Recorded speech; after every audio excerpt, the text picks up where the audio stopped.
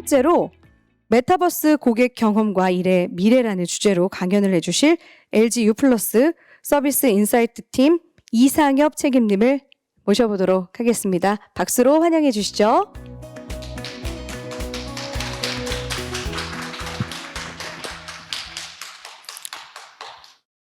네, 안녕하세요. 이상엽입니다. 네, 오늘 저는 메타버스 고객 경험과 일의 미래라는 주제로 한 35분 정도 세션을 진행을 하게 되었는데요.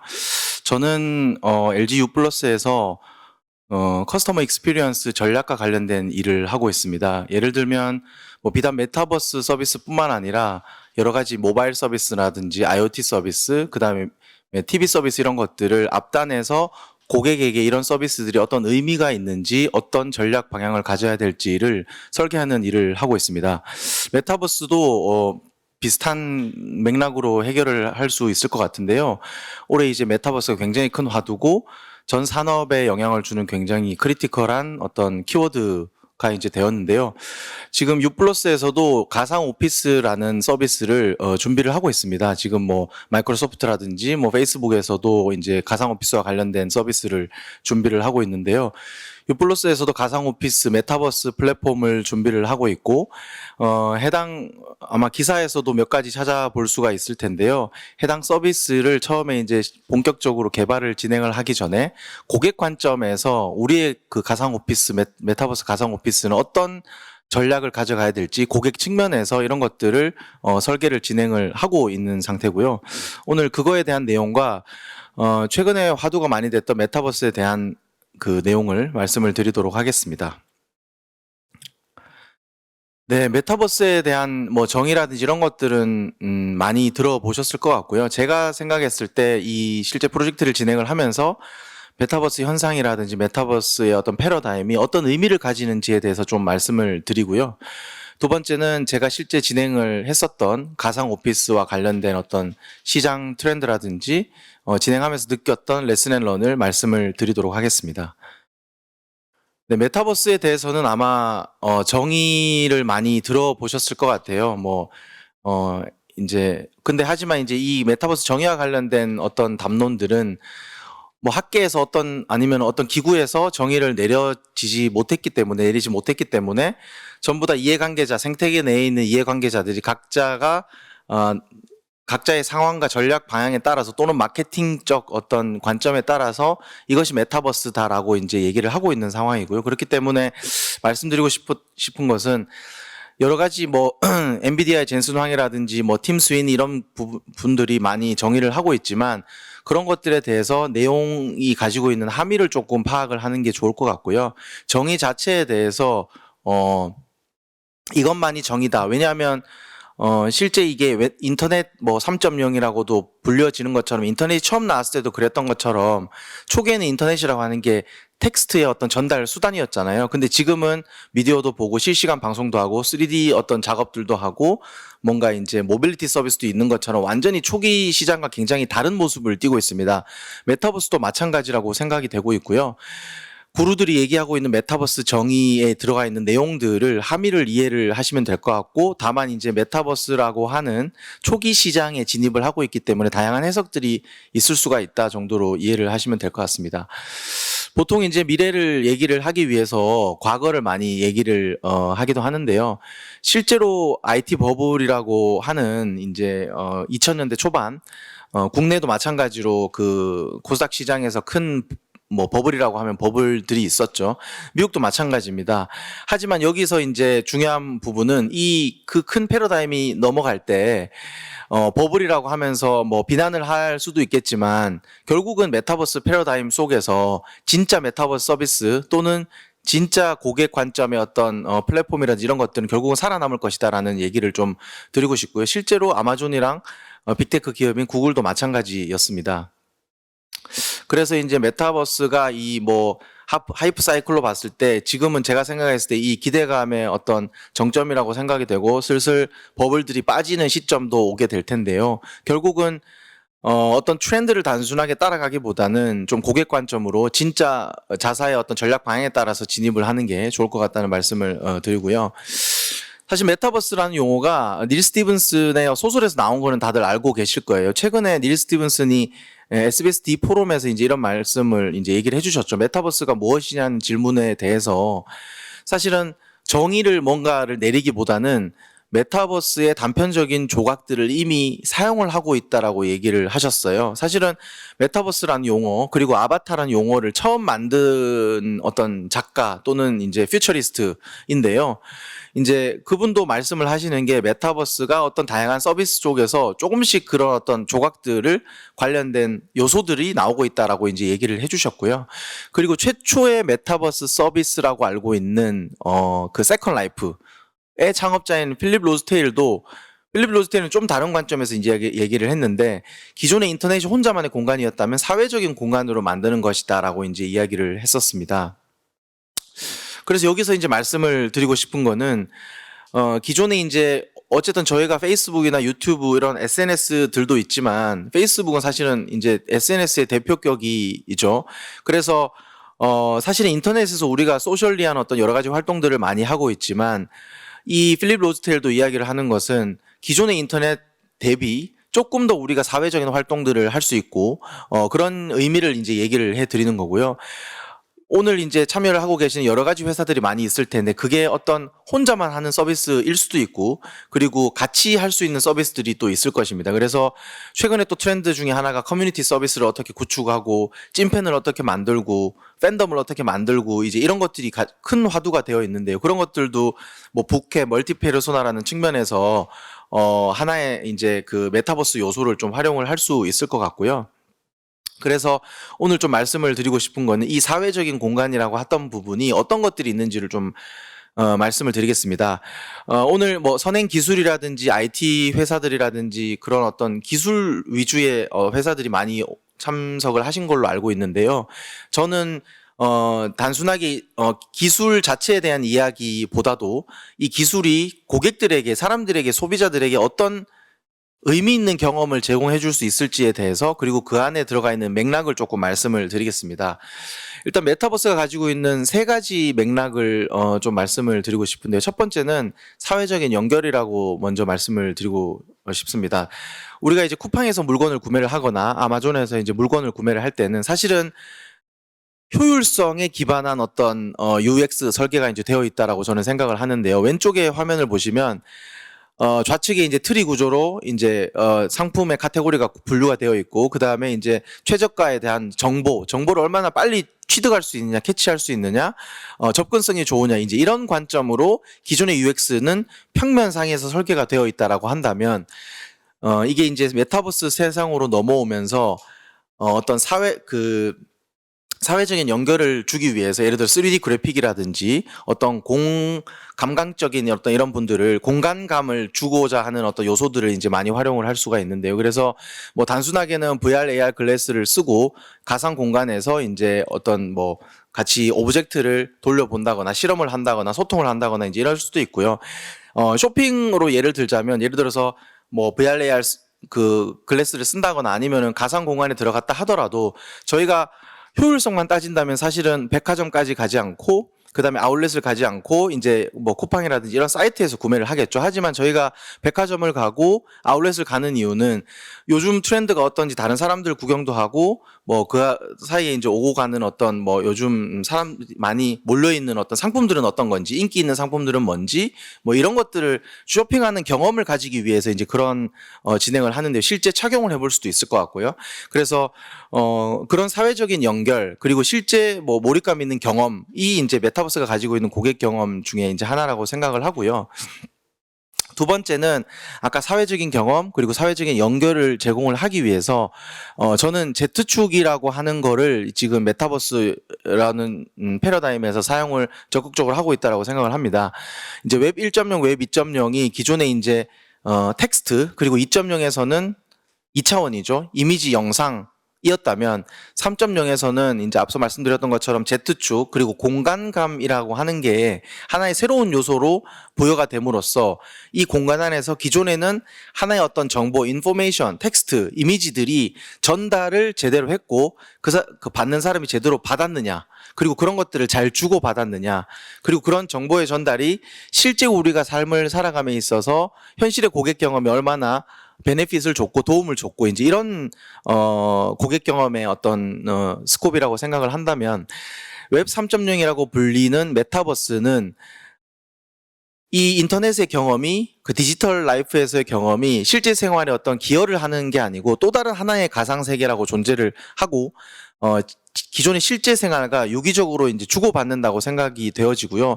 그렇다고 하는 것은 가상 세계라고 하는 것이 기존의 웹 2.0에서는 예를 들어서 VR로 우리가 뭔가 미디어를 본다라고 하면은 어떤 그 엔터테인먼트 그리고 쉼을 위해서 아니면 즐기기 위해서 이제 그 공간을 활용을 한다고 하면은 그 공간에서 같이 영화를 본다거나 아니면 같이 응원을 한다거나 아니면 VR 게임 같은 경우는 같이 낚시를 한다거나 이런 경험들이 단순하게 미디어를 시청하는 것을 넘어서 그 미디어 시청을 같이 경험을 공유를 한다는 측면이 새로운 관점인 것 같고요. 그런 것들을 실현시키기 위해서 메타버스에서는 웹 3.0이라고 이 속에서 3차원이라는 Z축이 사용이 된다는 게 두 번째 의미라고 말씀을 드리고 싶습니다. 그리고 그 Z축과 관련해서 한 가지 말씀드리고 싶은 거는 보통 이제 뭐 실제로 뭐 CEO 분들도 마찬가지고 전문가 분들이나 시장에서도 보통 그래픽이라든지 3D, 2D에만 포커싱을 해서 메타버스를 해석을 하는 경우가 많습니다. 하지만 지금 오른쪽에 보이는 이 화면은 아까 말씀드렸던 그 필립 로스테일이 현재 CEO로 재직을 하고 있는 하이피델리티라는 회사의 어떤 서비스인데요. 이 서비스는 3D 아바타가 중심이 아니고 그 공간감이 있는 음향, 오디오, 소리를 이용을 해서 내가 그 현장에 있는 것 같은 느낌을 사람들에게 제공을 해주고 있거든요. 결국은 이 Z축을 만드는 요소들은 3D 뭐 이런 어떤 그래픽한 부분이 될 수도 있고요. 그리고 음향에 영향을 주는 어떤 공감감과 관련된 스페셜 오디오라고 하죠. 그런 부분들도 될 수 있을 것 같고요. 향후에 나아가서는 이게 3차원이라고 하는 게 그리고 그 Z축이라고 하는 게 하나의 어떤 뭐 시각적인 것뿐만 아니고 또 촉각일 수도 있고 뭐 다른 인간의 오감 또는 그걸 넘어서는 어떤 차원이 될 수도 있다라고 생각을 합니다. 그래서 또 이제 뭐 비머블이라는 회사의 메타버스 회사의 존 레이도프라는 CEO도 비슷하게 얘기를 하고 있죠. 3D, 2D가 아니고 국한되는 게 아니고 반드시 그래픽일 필요가 없다. 그리고 이제 조금 어려운 용어이긴 한데 물리적 공간, 거리, 객체에 대한 거침없는 탈물질화에 관한 것이다. 이제 이런 식으로 이야기를 하면서 이미지에 조금 더 너무 제한돼서 생각을 할 필요가 없다라고 이제 얘기를 하고 있고요. 그렇기 때문에 어떤 공간과 오디오라든지 이런 다른 차원으로 생각을 해볼 수도 있다라는 게 이제 제가 말씀드린 두 번째 맥락 또는 의미이고요. 세 번째는 결국은 이제 인터넷 2.0에서 채워주기 어려운 상위 욕구를 메타버스에서는 새롭게 채워줄 수 있다라는 말씀을 좀 드리고 싶습니다. 기존에 이제 웹이라든지 또는 모바일에서의 어떤 그 서비스들이 제공을 해주고 있는 고객 밸류라든지 고객 경험을 보면 사실은 결국은 저는 이제 뭐 고객과 사람을 연구하는 일을 하다 보니까 뭐 매슬로우의 어떤 5대 욕구, 7대 욕구 이런 것들을 많이 이제 같이 연구를 하는데요. 그래서 결국은 이제 뭐 생리적인 욕구가 해결이 돼야지 안전에 대한 욕구가 사람들이 생기고 안전에 대한 욕구가 충족이 돼야지 사회적인 욕구가 생기고 그리고 결국에는 궁극적으로 예를 들어서 뭐 심미적인 부분 그리고 내가 실제로 창작하는 부분 이런 것까지 이제 가게 되는 것 같습니다. 그래서 보통 뭐 실제 사람만 봐도 배고픔이 해결돼야지 뭔가 사람도 만나고 싶고 사람도 만나고 이런 것들이 해결돼야지 뭔가 창작을 하고 싶고 이제 이렇게 되는 것처럼 서비스도 마찬가지고 메타버스도 마찬가지라고 생각을 합니다.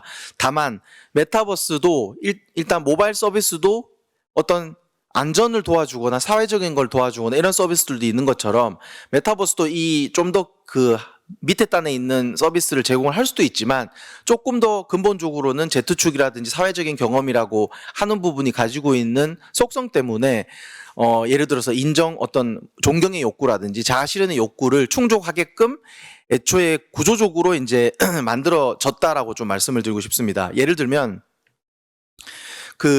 저는 이제 여기 모바일 서비스로는 어떤 사회적인 욕구를 충족시켜주는 페이스북 같은 게 있을 거고요. 그 다음에 이제 저기 자아 실현 쪽으로 가면은 워드프레스라든지 이런 어떤 뭐 구글의 블로그 서비스 이런 것들은 사실은 단순하게 인포메이션을 전달하는 측면도 있겠지만 그런 것들을 내가 글을 쓰고 만들어내고 유튜브도 어떤 창작을 해서 소통하는 걸 뛰어넘어서 하나의 내가 뭐 아티스트, 크리에이터라는 것들이 큰 화두가 되고 있잖아요. 그래서 그런 것들이 결국은 단순하게 이런 뭐 욕구뿐만 아니고 지금 사회적인 트렌드가 되고 있는 멀티 페르소나, 부캐 이런 것들하고도 다 이제 연결이 되는 것 같습니다. 그래서 메타버스라고 하는 게 지금 이제 저는 의미가 있을 수 있는 게 이런 사회적인 트렌드, 기술적인 트렌드, 뭐 5G라든지 AI, 디지털 트랜스포메이션, 블록체인 이런 기술들을 망라할 수 있는 속성들을 가지고 있는 것뿐만 아니고 실제 지금 인간들 세상 속에서 어떤 고객들 트렌드라고 얘기를 하는 부캐 페르소나,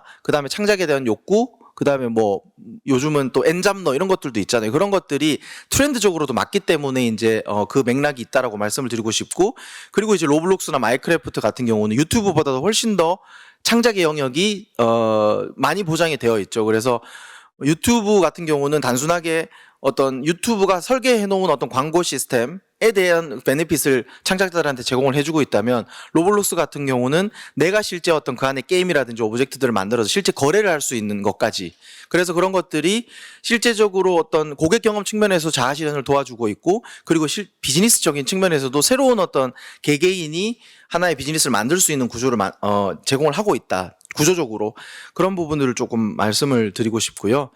그래서 결국은 페이스북 메타를 발표를 하면서 마크 주커버거가 이제 메타버스, 자사의 메타버스 서비스를 인바디드 인터넷이라고 이제 표현을 했습니다. 그래서 이거를 한글로 번역을 하자면 이제 체화된 거라고 보는데, 저는 결국은 체화된 인터넷이라고 하는 부분이 이게 경험이라고 이제 생각이 되어지거든요. 단순하게 일방향적인 어떤 그거를 단순하게 시청을 한다거나 이런 것들이 아니고 경험을 할 수 있는, 그 가상 속으로 들어가서 경험을 하고 가상과 물리적인 공간이 유기적으로 왔다 갔다 하면서 경험을 하게 되는, 그 안에서 함께 놀고 공연하고 이런 것들이 이제 하나의 또 용어로 설명이 될 수 있을 것 같고요. 제가 이제 커스터머 익스피리언스 고객 경험을 연구를 하고 있고, 어떤 기술이 가미된 어떤 서비스라고 하더라도 결국은 고객 경험이 중요하다라는 측면에서 이제 일을 하고 있기도 하고요. 결국은 메타버스라고 하더라도 그 안에서 메타버스가 그래서 뭔데? 라고 하는 경우가 되게 많잖아요. 뭐가 좋아지는데? 결국은 이런 것 같아요. 그래서 그 뭐가 좋아지는데? 라고 하는 부분을 오늘 참석하신 어떤 분들 또는 회사에서도 고객한테 뭘 제공해 줄 건데, 뭐 고객에게 부자를 만들어 줄 건지, 아니면 어떤 효율성을 줄 건지, 아니면 자아실현이라는 밸류를 줄 건지, 이런 것들을 명확하게 하는 게 중요하다는 말씀을 드리고 싶습니다. 그래서 이제 앞서 어떤 맥락에 대해서 말씀을 드렸고, 정리를 해보자면 저는 메타버스가 가지고 있는 고객 경험이라고 하는 게 세 가지 정도로 이제 요약이 될 수 있을 것 같은데요. 프레젠스, 같이 존재하는 그런 느낌. 뭐 아마 제페토라든지 그런 서비스들을 써보면 3D 가상 아바타를 앞에서 왔다 갔다, 또는 게임만 해도 이제 이 프레젠스라고 하는 부분들은 느껴질 수가 있을 것 같은데요. 그 부분들이 기본적으로 제공을 하고 있고, 그 다음에 이제 예를 들어서 포트나이트 같은 경우, 또는 기존의 게임과 메타버스 게임이 뭐가 다르냐라고 했을 때 이 프레젠스라고 하는 부분은 비슷할 수는 있어요. 하지만 기존과 다른 점은 게임에만 국한되는 게 아니고 게임적인 요소를 가지고 일을 한다거나 쇼핑을 한다거나 이런 것들이 좀 다르고요. 두 번째, 이제 누구나 창작할 수 있는 개념으로 가보면은 게임 속에 있는 아이템, 공간, 어떤 이런 것들을 게임 회사에서 만들어주는 것대로 내가 그대로 사용을 하는 게 아니고 내가 만들 수 있는 스튜디오 같은 툴을 이용을 해서 이제 쓸 수가 있는 거죠. 그리고 이제 그런 어떤 내가 만들어낸 어떤 오브젝트들을 사고 팔 수 있고, 이제 이런 것들까지 갔을 때 메타버스가 제공할 수 있는 고객 경험이라고 이제 생각이 됩니다. 최근에 많은 국내뿐만 아니고 해외, 특히 국내 회사들이 NFT라는 키워드를 가지고 많이 뭐 주식 시장에도 뭐 오르고 이제 이렇게 있는데, 결국은 이 누구나 창작할 수 있는 부분, 기본적으로 게임이기 때문에 프레젠스는 가지고 있고, 누구나 창작할 수 있는 부분, 그리고 거래할 수 있는 요소 때문에 이런 것들이 미래 잠재력이 평가가 되고 있는 것 같습니다. 그리고 이 세 가지 고객 경험을 제공을 해주기 위해서 메타버스에서 우리가 이제 고려해야 될 요소들이 몇 가지가 있어요. 저는 한 6가지 정도로 정리를 좀 하고 싶은데 1분 앞쪽에 하고도 연관이 되는 부분도 있습니다. 이제 뭐 쉽게 말씀을 드리기 위해서 로블록스라는 사례를 가지고 이제 얘기를 드리는데 예를 들어서 로블록스라든지 포트나이트를 보면 내가 만든 아바타가 있죠. 그리고 아바타에서 나를 꾸밀 수도 있고 이제 있고요.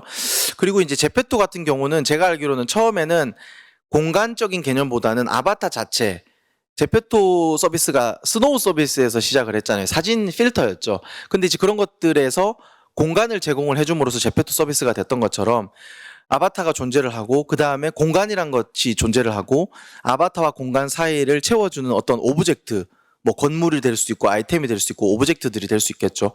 그리고 이제 콘텐츠 같은 경우는 이 안에서 내가 만들어낸 오브젝트들 뿐만 아니고 이미지가 작게 나와 있는 저거는 이제 로블록스 내에 구축이 되어 있는 구찌 가든이라는 데입니다. 그래서 뭐 자사의 전략 방향이나 마케팅 전략에 따라서 뭐 구찌라든지 나이키라든지 아니면 다른 커머스 또는 쇼핑 회사 이런 쪽과 콘텐츠 제휴를 할 수 있을 것 같고요. 그리고 이 아바타 공간 오브젝트를 만들어낼 수 있는 스튜디오를 크리에이션이라는 요소로 저는 정의를 했고요.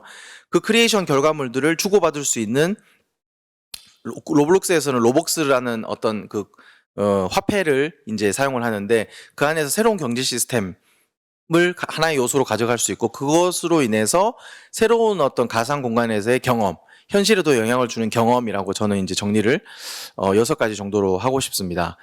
그리고 이제 앞쪽에 아바타 옆에 작은 모양으로 제가 NPC라고 이제 지금 표기를 했는데요. NPC라고 하는 거는 아마 이제 논 플레이어 캐릭터라고 해서 아마 게임을 많이 해보신 분들은 아마 미션을 클리어할 때 또는 어떤 뭐 치료를 할 때 이거 같은 경우는 포트나이트에서 약간 힐링 그러니까 힐이 치료를 해주는 어떤 반창고라든지 의료용 기구를 여기서 구매를 하는 어떤 캐릭터였는데요.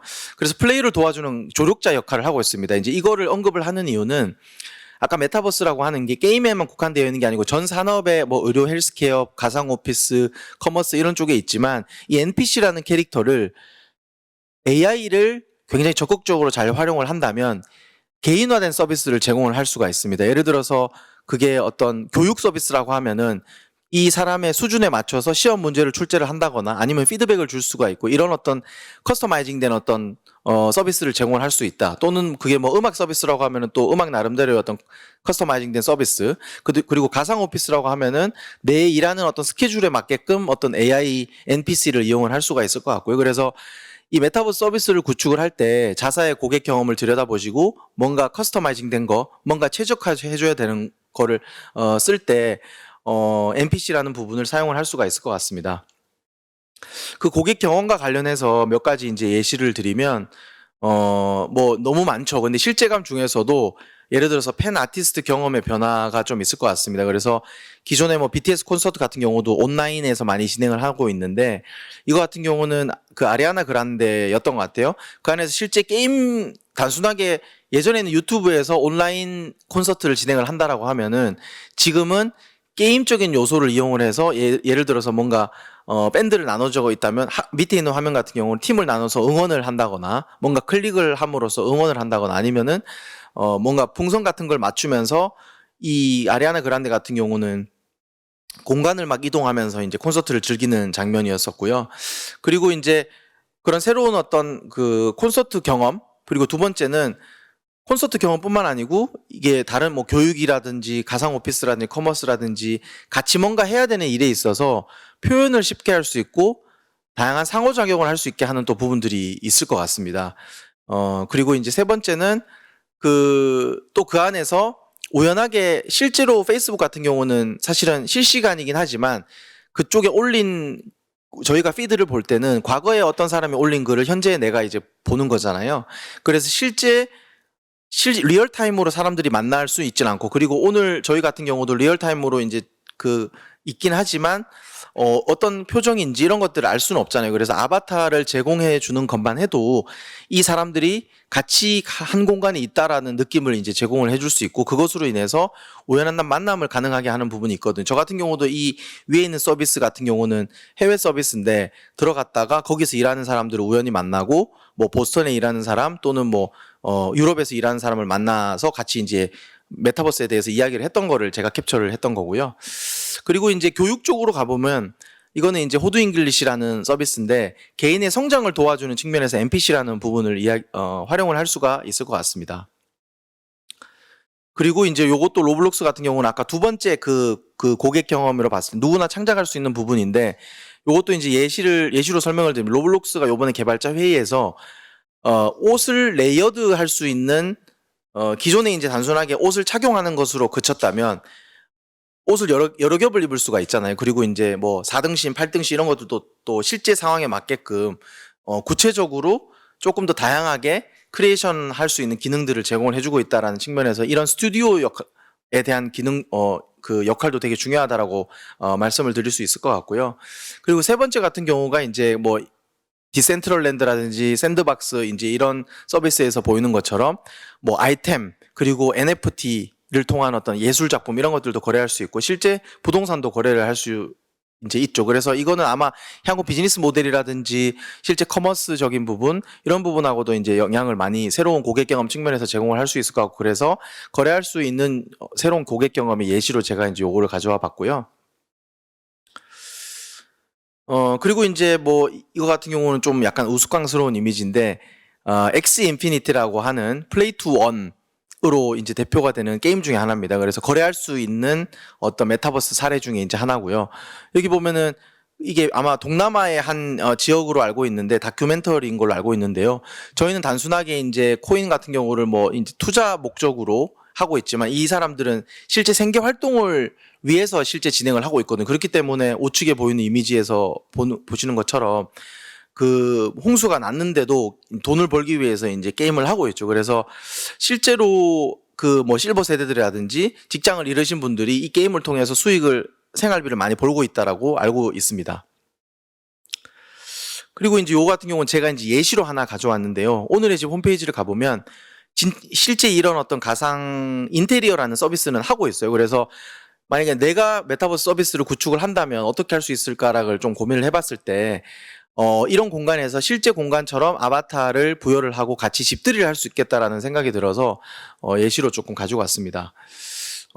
이제 뒷부분 일의 미래와 관련해서는 좀 퀵하게 말씀을 드리고 싶은데요.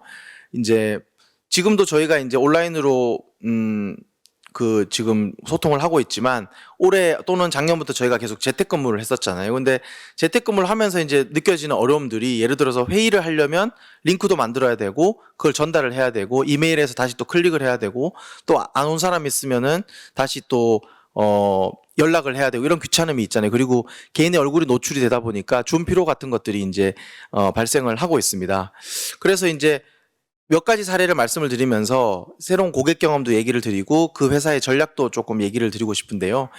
최근에 이제 페이스북이 메타로 사명을 변경을 하면서 커넥트 2021에서 이제 이런 어떤 씬들을 얘기를 해줬죠. 여러 가지 사실은 페이스북도 마찬가지고 메타도 마찬가지고 마이크로소프트도 마찬가지고 일 또는 가상 오피스가 하나의 메타버스의 어떤 전략 포트폴리오 중에 하나라고 생각은 합니다. 사실은 이제 이 회사도 어떤 전방위적인 어떤 소셜 서비스를 제공을 하고 있기 때문에 가상 오피스는 그 중에 하나의 일부분이라고 생각을 하고요. 여러 가지 아바타를 뭐 다채롭게 꾸미는 것뿐만 아니고 그 안에서 유형을 하기도 하고요.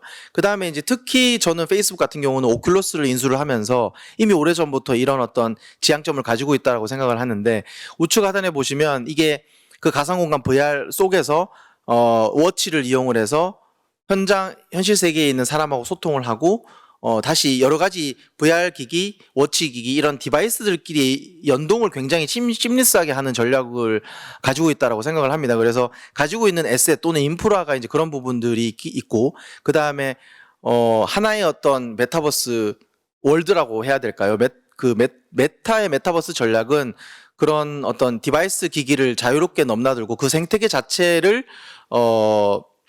이제 가져가려는 어떤 전략들이 아마 이런 어떤 씬에서 좀 보여진다고 생각을 하고요.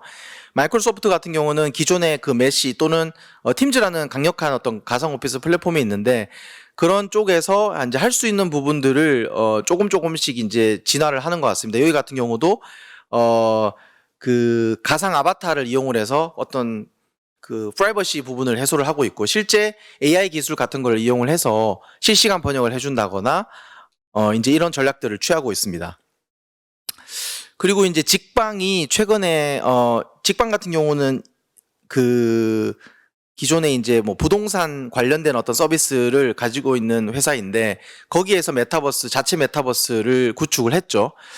직방 같은 경우는 메타폴리스라는 어떤 서비스를 구축을 하고 실제 롯데라든지 몇몇 회사들과 이제 포트폴리오를 준비를 하고 있는 걸로 알고 있는데요.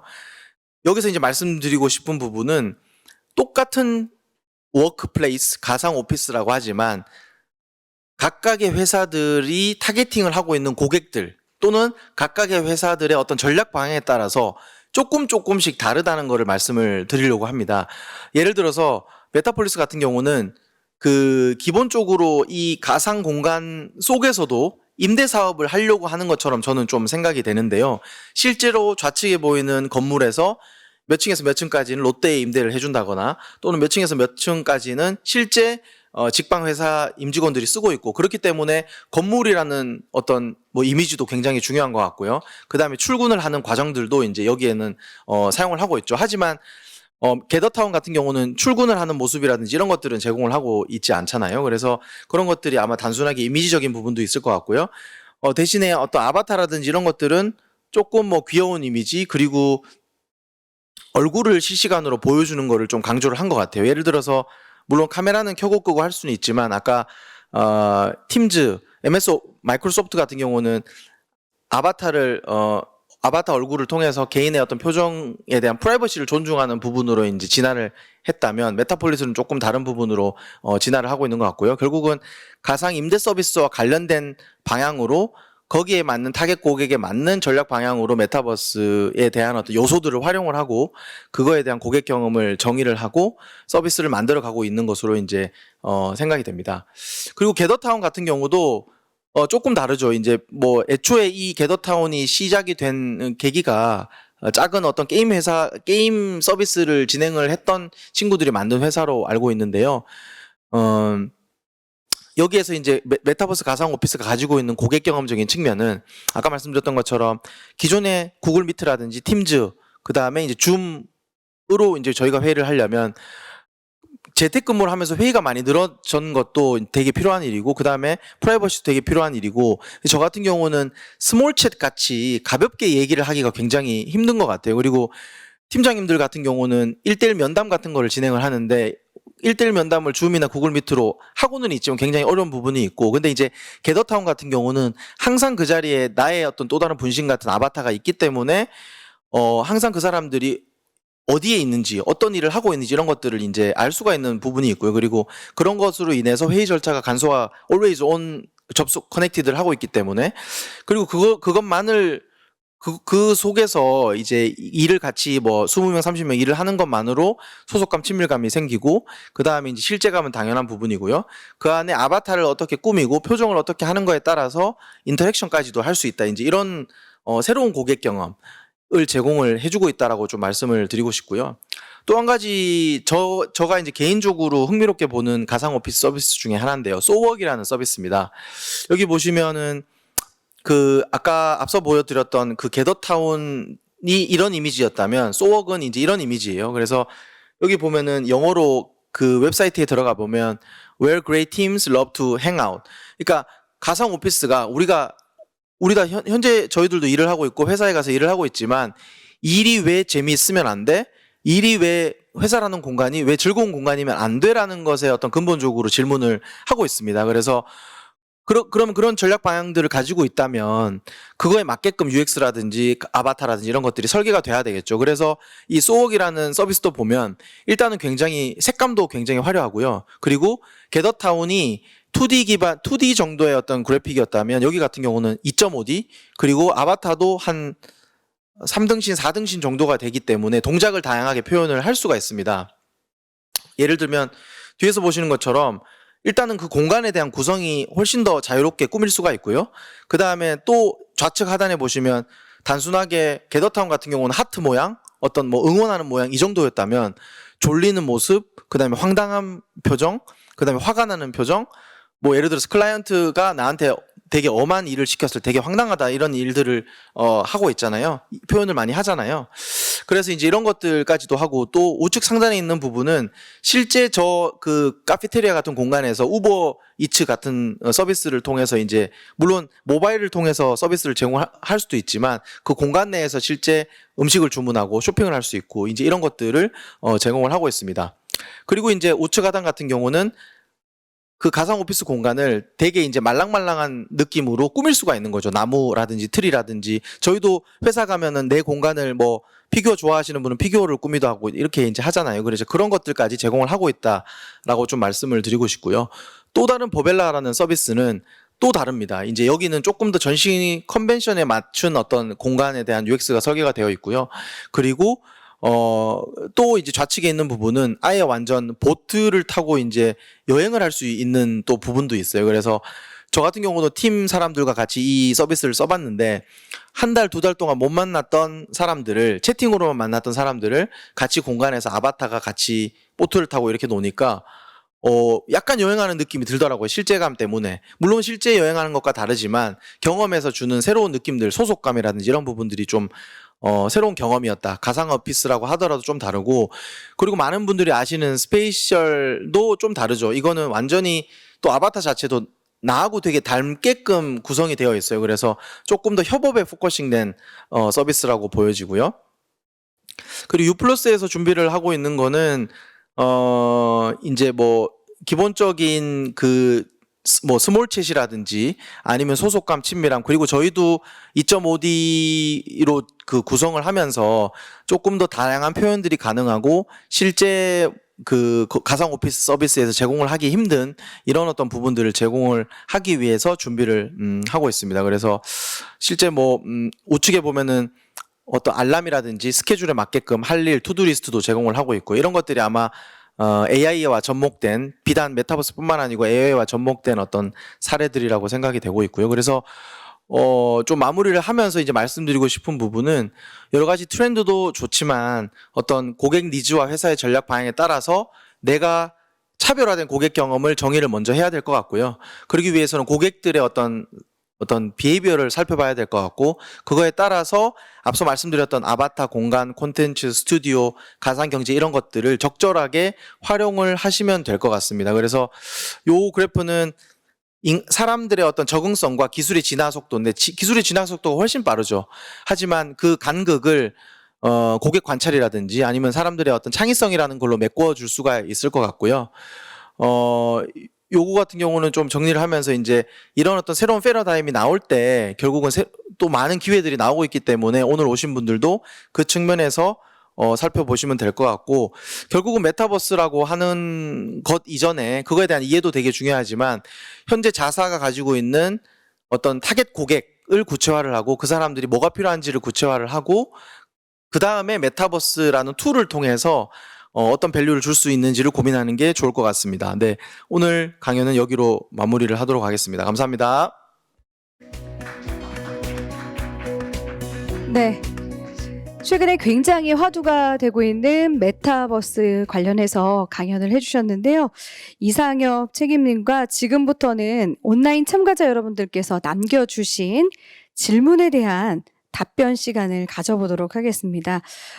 준비가 되셨으면 책임님 질의응답 시간 가져봐도 될까요? 아, 네. 네. 네.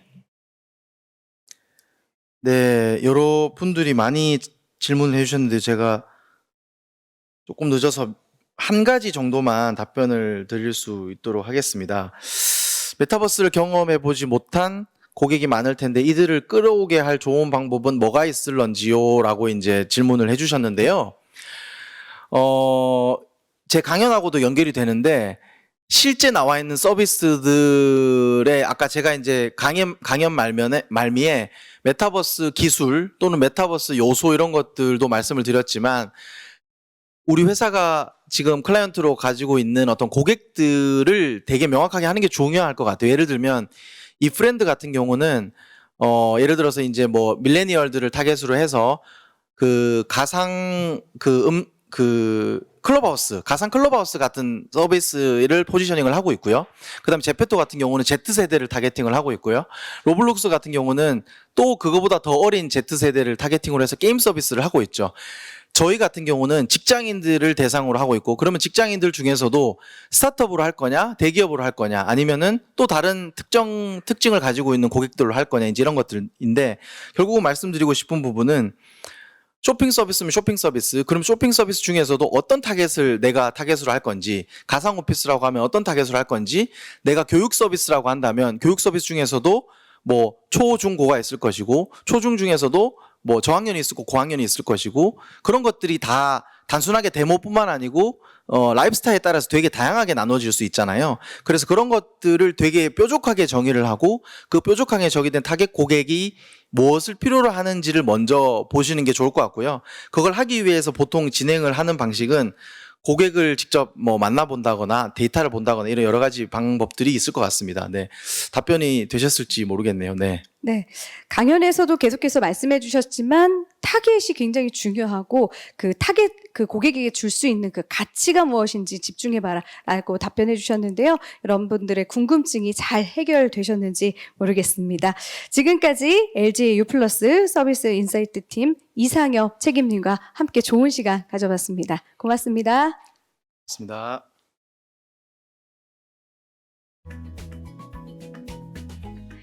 네, 이어서 두 번째 강연에서는 실사례로 보는 AI 테스팅과 품질 확보 전략을 주제로 어니컴 성능 솔루션 사업부의 손영수 상무님께서 강연을 해주시겠습니다. 그럼 손영수 상무님을 자리로 모시겠습니다. 힘찬 박수 부탁드립니다. 안녕하십니까? 예, 안녕하세요. 반갑습니다. 시간이 35분이라서 퀵하게 핵심만 잘 전달 드리도록 하겠습니다. 화면이랑 약간 카메라랑 달라서 좀 이해를 해주시도록 하고요. 먼저 간단하게 저희 어니컴의 경험을 말씀드리면, 이번에 저희가 법무부랑 과기부랑 같이 하고 있는 안면 인식과 식별 추적 시스템에 대한 것들을 저희가 테스팅 및 검증을 진행했었고, 그다음에 관세청의 불법 복제 판독에 대해서도 TTA랑 같이 진행을 했었습니다. 그리고 저희가 AI 음성인식 스피커도 꽤 오랫동안 AI 테스팅을 하고 있어서 어떻게 보면은 너무 원론적일 수도 있지만 핵심적인 부분들만 킥하게 빠르게 전달해 드리도록 하겠습니다. 먼저 누구나 아는 뻔한 얘기인데 우리가 이제 잠시만요. 일단 우리가 머신러닝을 분류를 하면 크게 지도학습, 비지도학습, 이제 강화학습으로 나뉘게 되죠. 그래서 이제 핵심만 말씀드리면, 지도학습은 이미 정답이 있는 문제를 해결하는 겁니다. 그래서 하는 거고, 비지도학습은 우리가 데이터 관찰을 통해서 어떤 의미를 밝히는 걸 말하는 거고, 강화학습은 더 좋은 보상을 받기 위해서 우리가 계속 수련을 시키는 걸 말하는 거죠. 그래서 크게 지도학습은 회귀라는 게 있고, 과거 데이터를 기반으로 해서 앞으로의 향후 데이터를 추측하는 것들이 있고, 그다음에 분류라는 거는 예를 들어서 스팸이랑 스팸이 아닌 메일을 분류한다라고 했을 때 어떤 키워드로 분류할 수 있겠죠. 그래서 이제 우리가 어떤 것을 판단을 할 때, 그 전까지는 우리가 독립변수, 종속변수에 대해서 많은 고민을 하고 이제 뽑았었는데, 이제 이런 변수들에 대한 것들을 머신러닝이 알아서 발견해주기 때문에 이걸 머신러닝이라고 불립니다. 그래서 이런 식으로 이제 진화를 하고 있다고 보시면 되고, 강화학습은 보시면 우리가 이제 쿠키런 같은 게임을 AI가 하는 걸 많이 보셨는데, 죽지 않기 위해서 적재 접수 타이밍에 뛴다거나 슬라이딩을 한다라는 것들을 계속 이제 그걸 잘하게 되면 계속 이제 보상을 줌으로써 그걸 잘하게 해주는 거죠. 이런 식으로 크게 AI가 구성되어 있다고 보시면 될 것 같고요. 실제 저희들이 기업들을 만나거나 이 AI 모델을 만들고 싶은 분을 만날 때 이제 이런 요구들이 있습니다. 잠시만요. 일단은 지금 AI가 굉장히 많은 걸 해결해 줄 수 있을 거라고 생각하지만 AI 기술에 분명히 한계는 있습니다. 뭐냐면 AI를 도입하는 기업들, 특히 정부나 굉장히 큰 기업들은 뭔가 이제 미션 임파서블에 나오는 거의 불가능한 것들을 만들어 달라고 하거든요. 하지만 가지고 있는 데이터는 전혀 가공되지 않는 굉장히 부족한 데이터들만 있죠.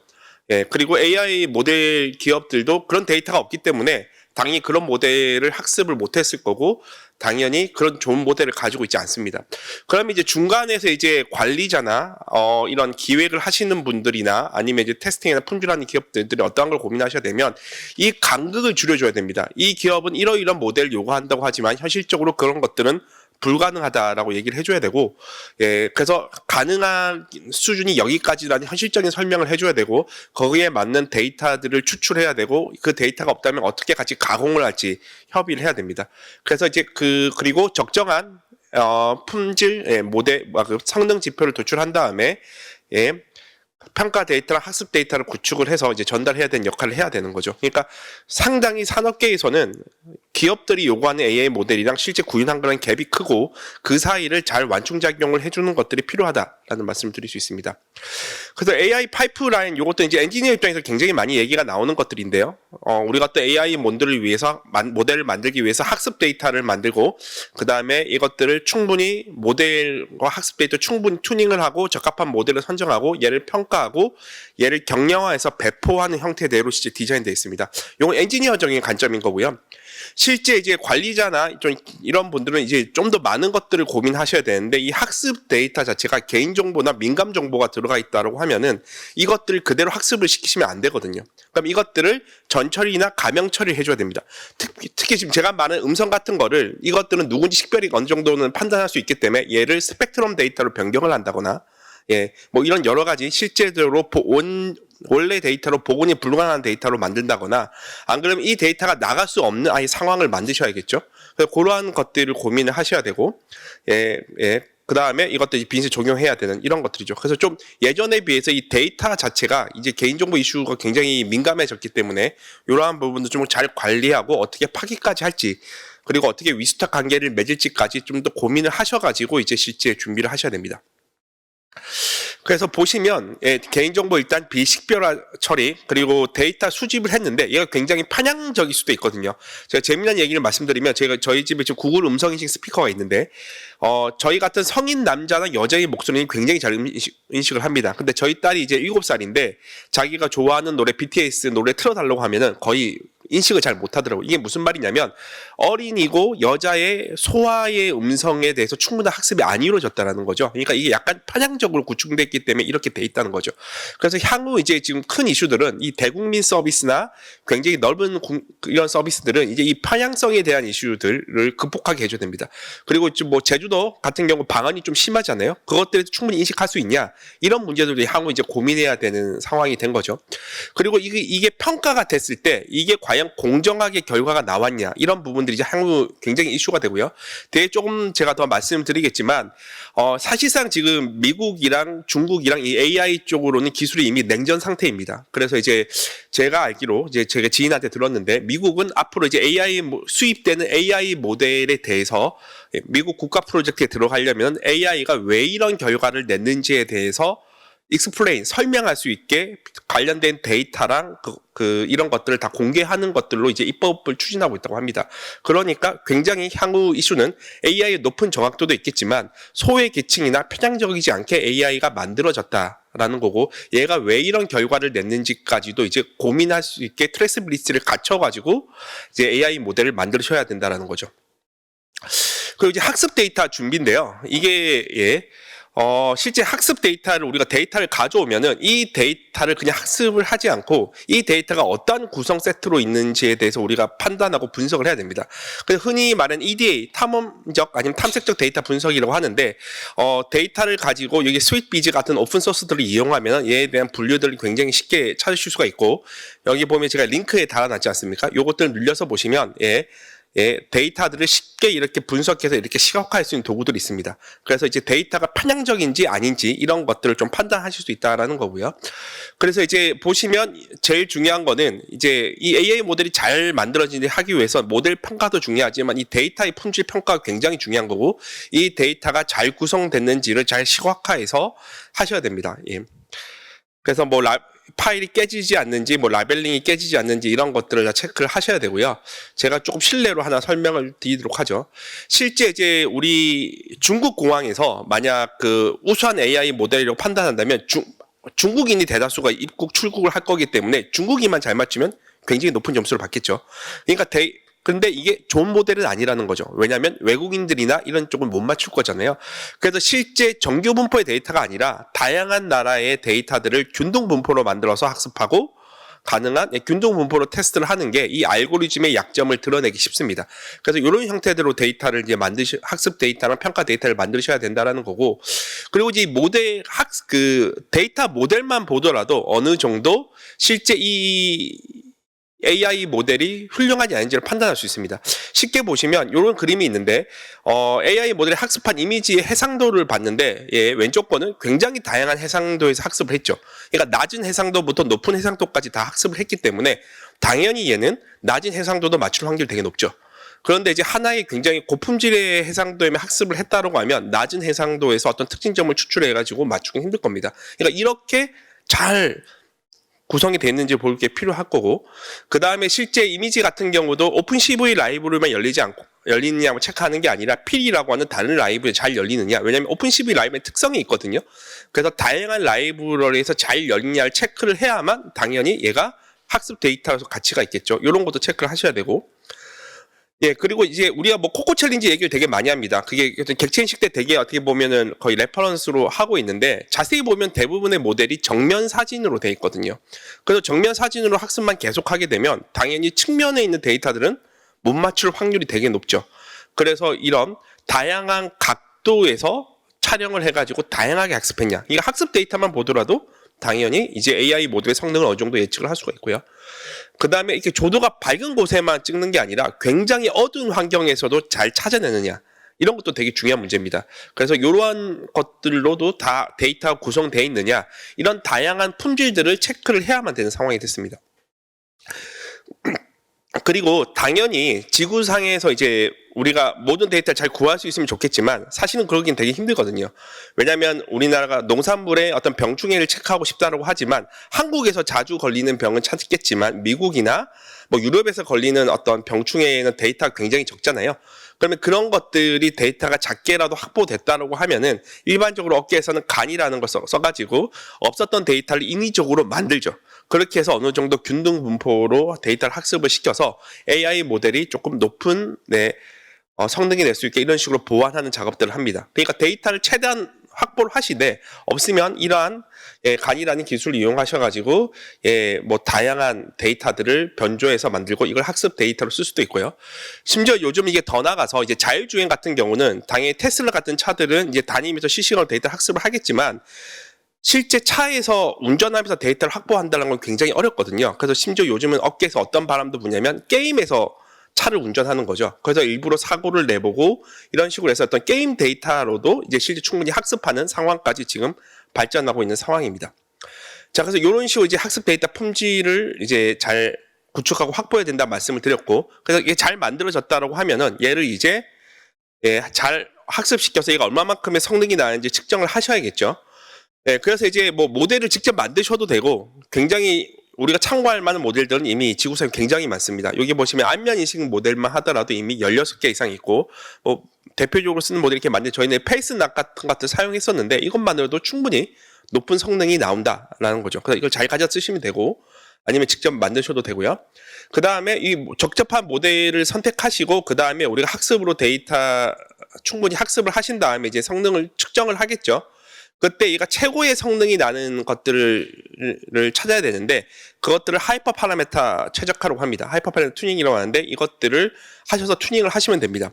근데 튜닝을 한다라는 것들이 어떻게 보면 좀 약간 굉장히 귀찮은 작업일 수도 있는데 여기 보시면 1DB라는 도구들이 있습니다. 이게 뭐냐면 하이퍼 파라메터 튜닝을 해서 최적화된 지점을 찾아주는 SaaS형 서비스거든요. 그러니까 무료이기 때문에 이러한 서비스를 통해 가지고 하이퍼 파라메터 튜닝을 쉽게 찾으셔도 되고요.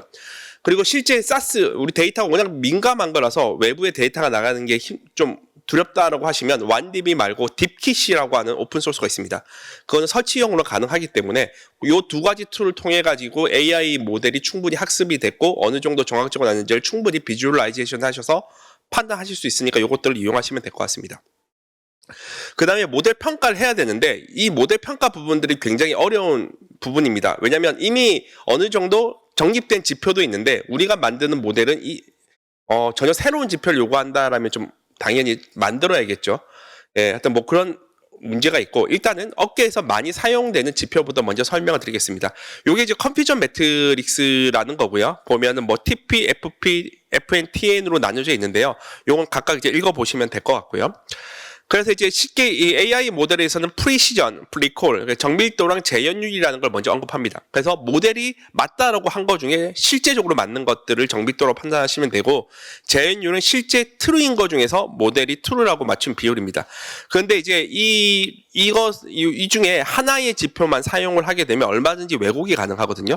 여기 보시면 예를 들어서 한 달 30일 동안 맑은 날이 20일인데 우리 모델은 확실히 맞는 이틀만 맞다라고 주면은 자기가 모델이 맞다라고 한 날 프리시전에서는 당연히 100%가 나오게 되겠죠.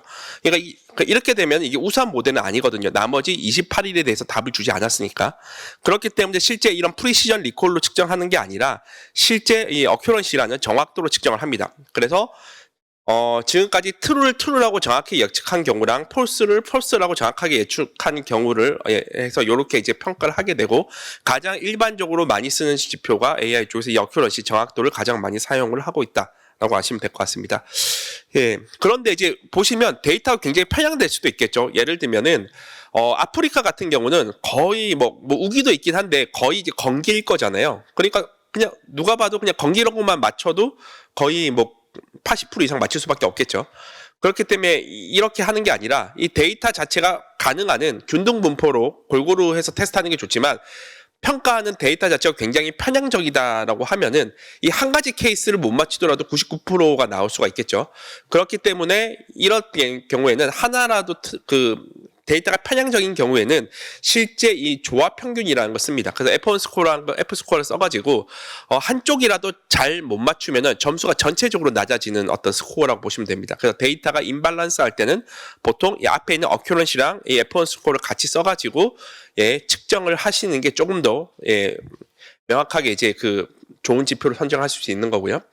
그 다음에 이제 의료 쪽에서 가장 많이 쓰는 지표들이 민감도랑 특이도라는 건데요. 병에 걸린 사람이 검사 결과 양성이 나올 확률, 그리고 특이도는 건강한 사람이 검사 결과 음성이 나올 확률이고, 이제 아까 컴퓨터 매트릭에서 이제 아래 두 축을 담당하고 있죠. 이런 지표들로 흔히 측정을 한다라고 보시면 될 것 같습니다. 그래서 이런 것들이 굉장히 많이 쓰이는 지표라고 보시면 될 것 같고요. 그 다음에 이제 ROC라는 게 있습니다. 이게 뭐냐면은 뭐 우리나라 말로는 굳이 수신자 조작 곡선인데 애매한 거죠. 이게 맞다 틀리다. 예를 들면은 A란 물건과 B란 물건이 같다 틀리다라는 기준이 절대적이지 않다라는 거죠. 어떤 사람은 이게 맞다고 할 수도 있고 어떤 사람은 틀리다고 할 수도 있는데, 50% 이상 같으면 같다라고 할 수도 있고 60% 이상 같다라고 할 수도 있고, 사람마다 기준이 다 다른 거죠. 그러면 이 모든 기준에 다 부합하는지를 체크하는 게 ROC입니다. 그래서 밑에 X축에서 0.1부터 뭐 1까지 있는데 이거를 0.001로 나눠 가지고 모든 경우를 다 체크를 하는 거죠. 그래서 체크를 하는 거고요. 그래서 이제 그렇게 되면은 모든 경우에 다 만족을 하면은 보시면 네거티브랑 포지티브가 첫 번째 지표는 분리가 되어 있죠. 그래서 이런 식으로 측정이 가능하면 이건 우수한 알고리즘이다라고 보시면 됩니다. 그래서 이제 정확하게 맞다 틀리다는 기준이 명확하지 않을 때는 모든 경우의 수를 다 체크해서 측정할 때 이 ROC를 쓰신다라고 보시면 될 것 같고요.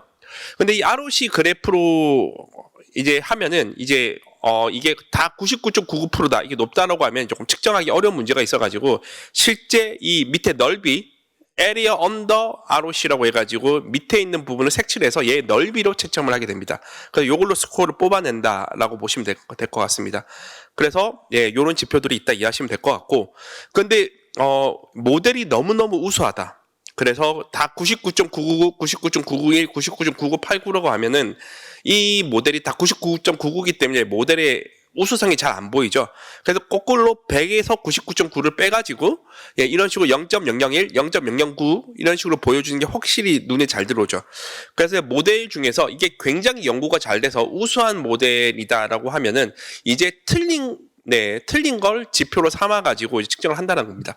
그래서 보시면 이제 안면식 같은 경우는 본인 거부율, 난데 내가 지나가야 되는데 나를 다른 사람이라고 인식해서 못 들어가게 한 경우, 난 등록된 사람임에도 불구하고, 반대로 전혀 다른 사람이고 등록되지 않은 사람인데 이 사람을 통과시키는 경우를 뭐 타인 수락률이라고 말할 수 있는데, 이런 식으로 측정을 해서 하게 되면 얘는 틀린 경우이기 때문에 점수가 당연히 0에 가까워야겠죠. 그래서 이 오른쪽처럼 0에 가깝게 그려져야 되고, 예, 그래서 이렇게 0에 수렴하면은 좋은 그래프, 좋은 성능이라고 말할 수가 있습니다. 그래서 이런 지표들이 있다라는 것들만 크게 잡으시면 될 것 같고, 이런 것들 이제 공부하시면 될 것 같습니다. 그 다음에 이제 모델 평가인데요. 사실 이제 제일 어려운 게 이 모델 평가입니다. 뭐냐면 이제 실제 많은 논문이나 기업들이 말할 때 우리는 정확도 99.99%를 달성했습니다. 얘기를 하죠. 그런데 실제 어떤 데이터로 어떻게 평가를 했는지를 안 보여주거든요. 그러니까 굉장히 사실은 많은 데이터들이 왜곡돼 있다는 거죠.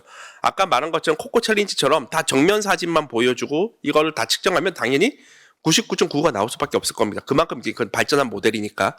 그렇기 때문에 실제 이 모델을 평가할 때는 이 점수가 99.99가 나오는 게 아니라 이 모델의 약점이 나올 수 있게 평가 데이터를 구축을 하는 게 굉장히 중요합니다. 예.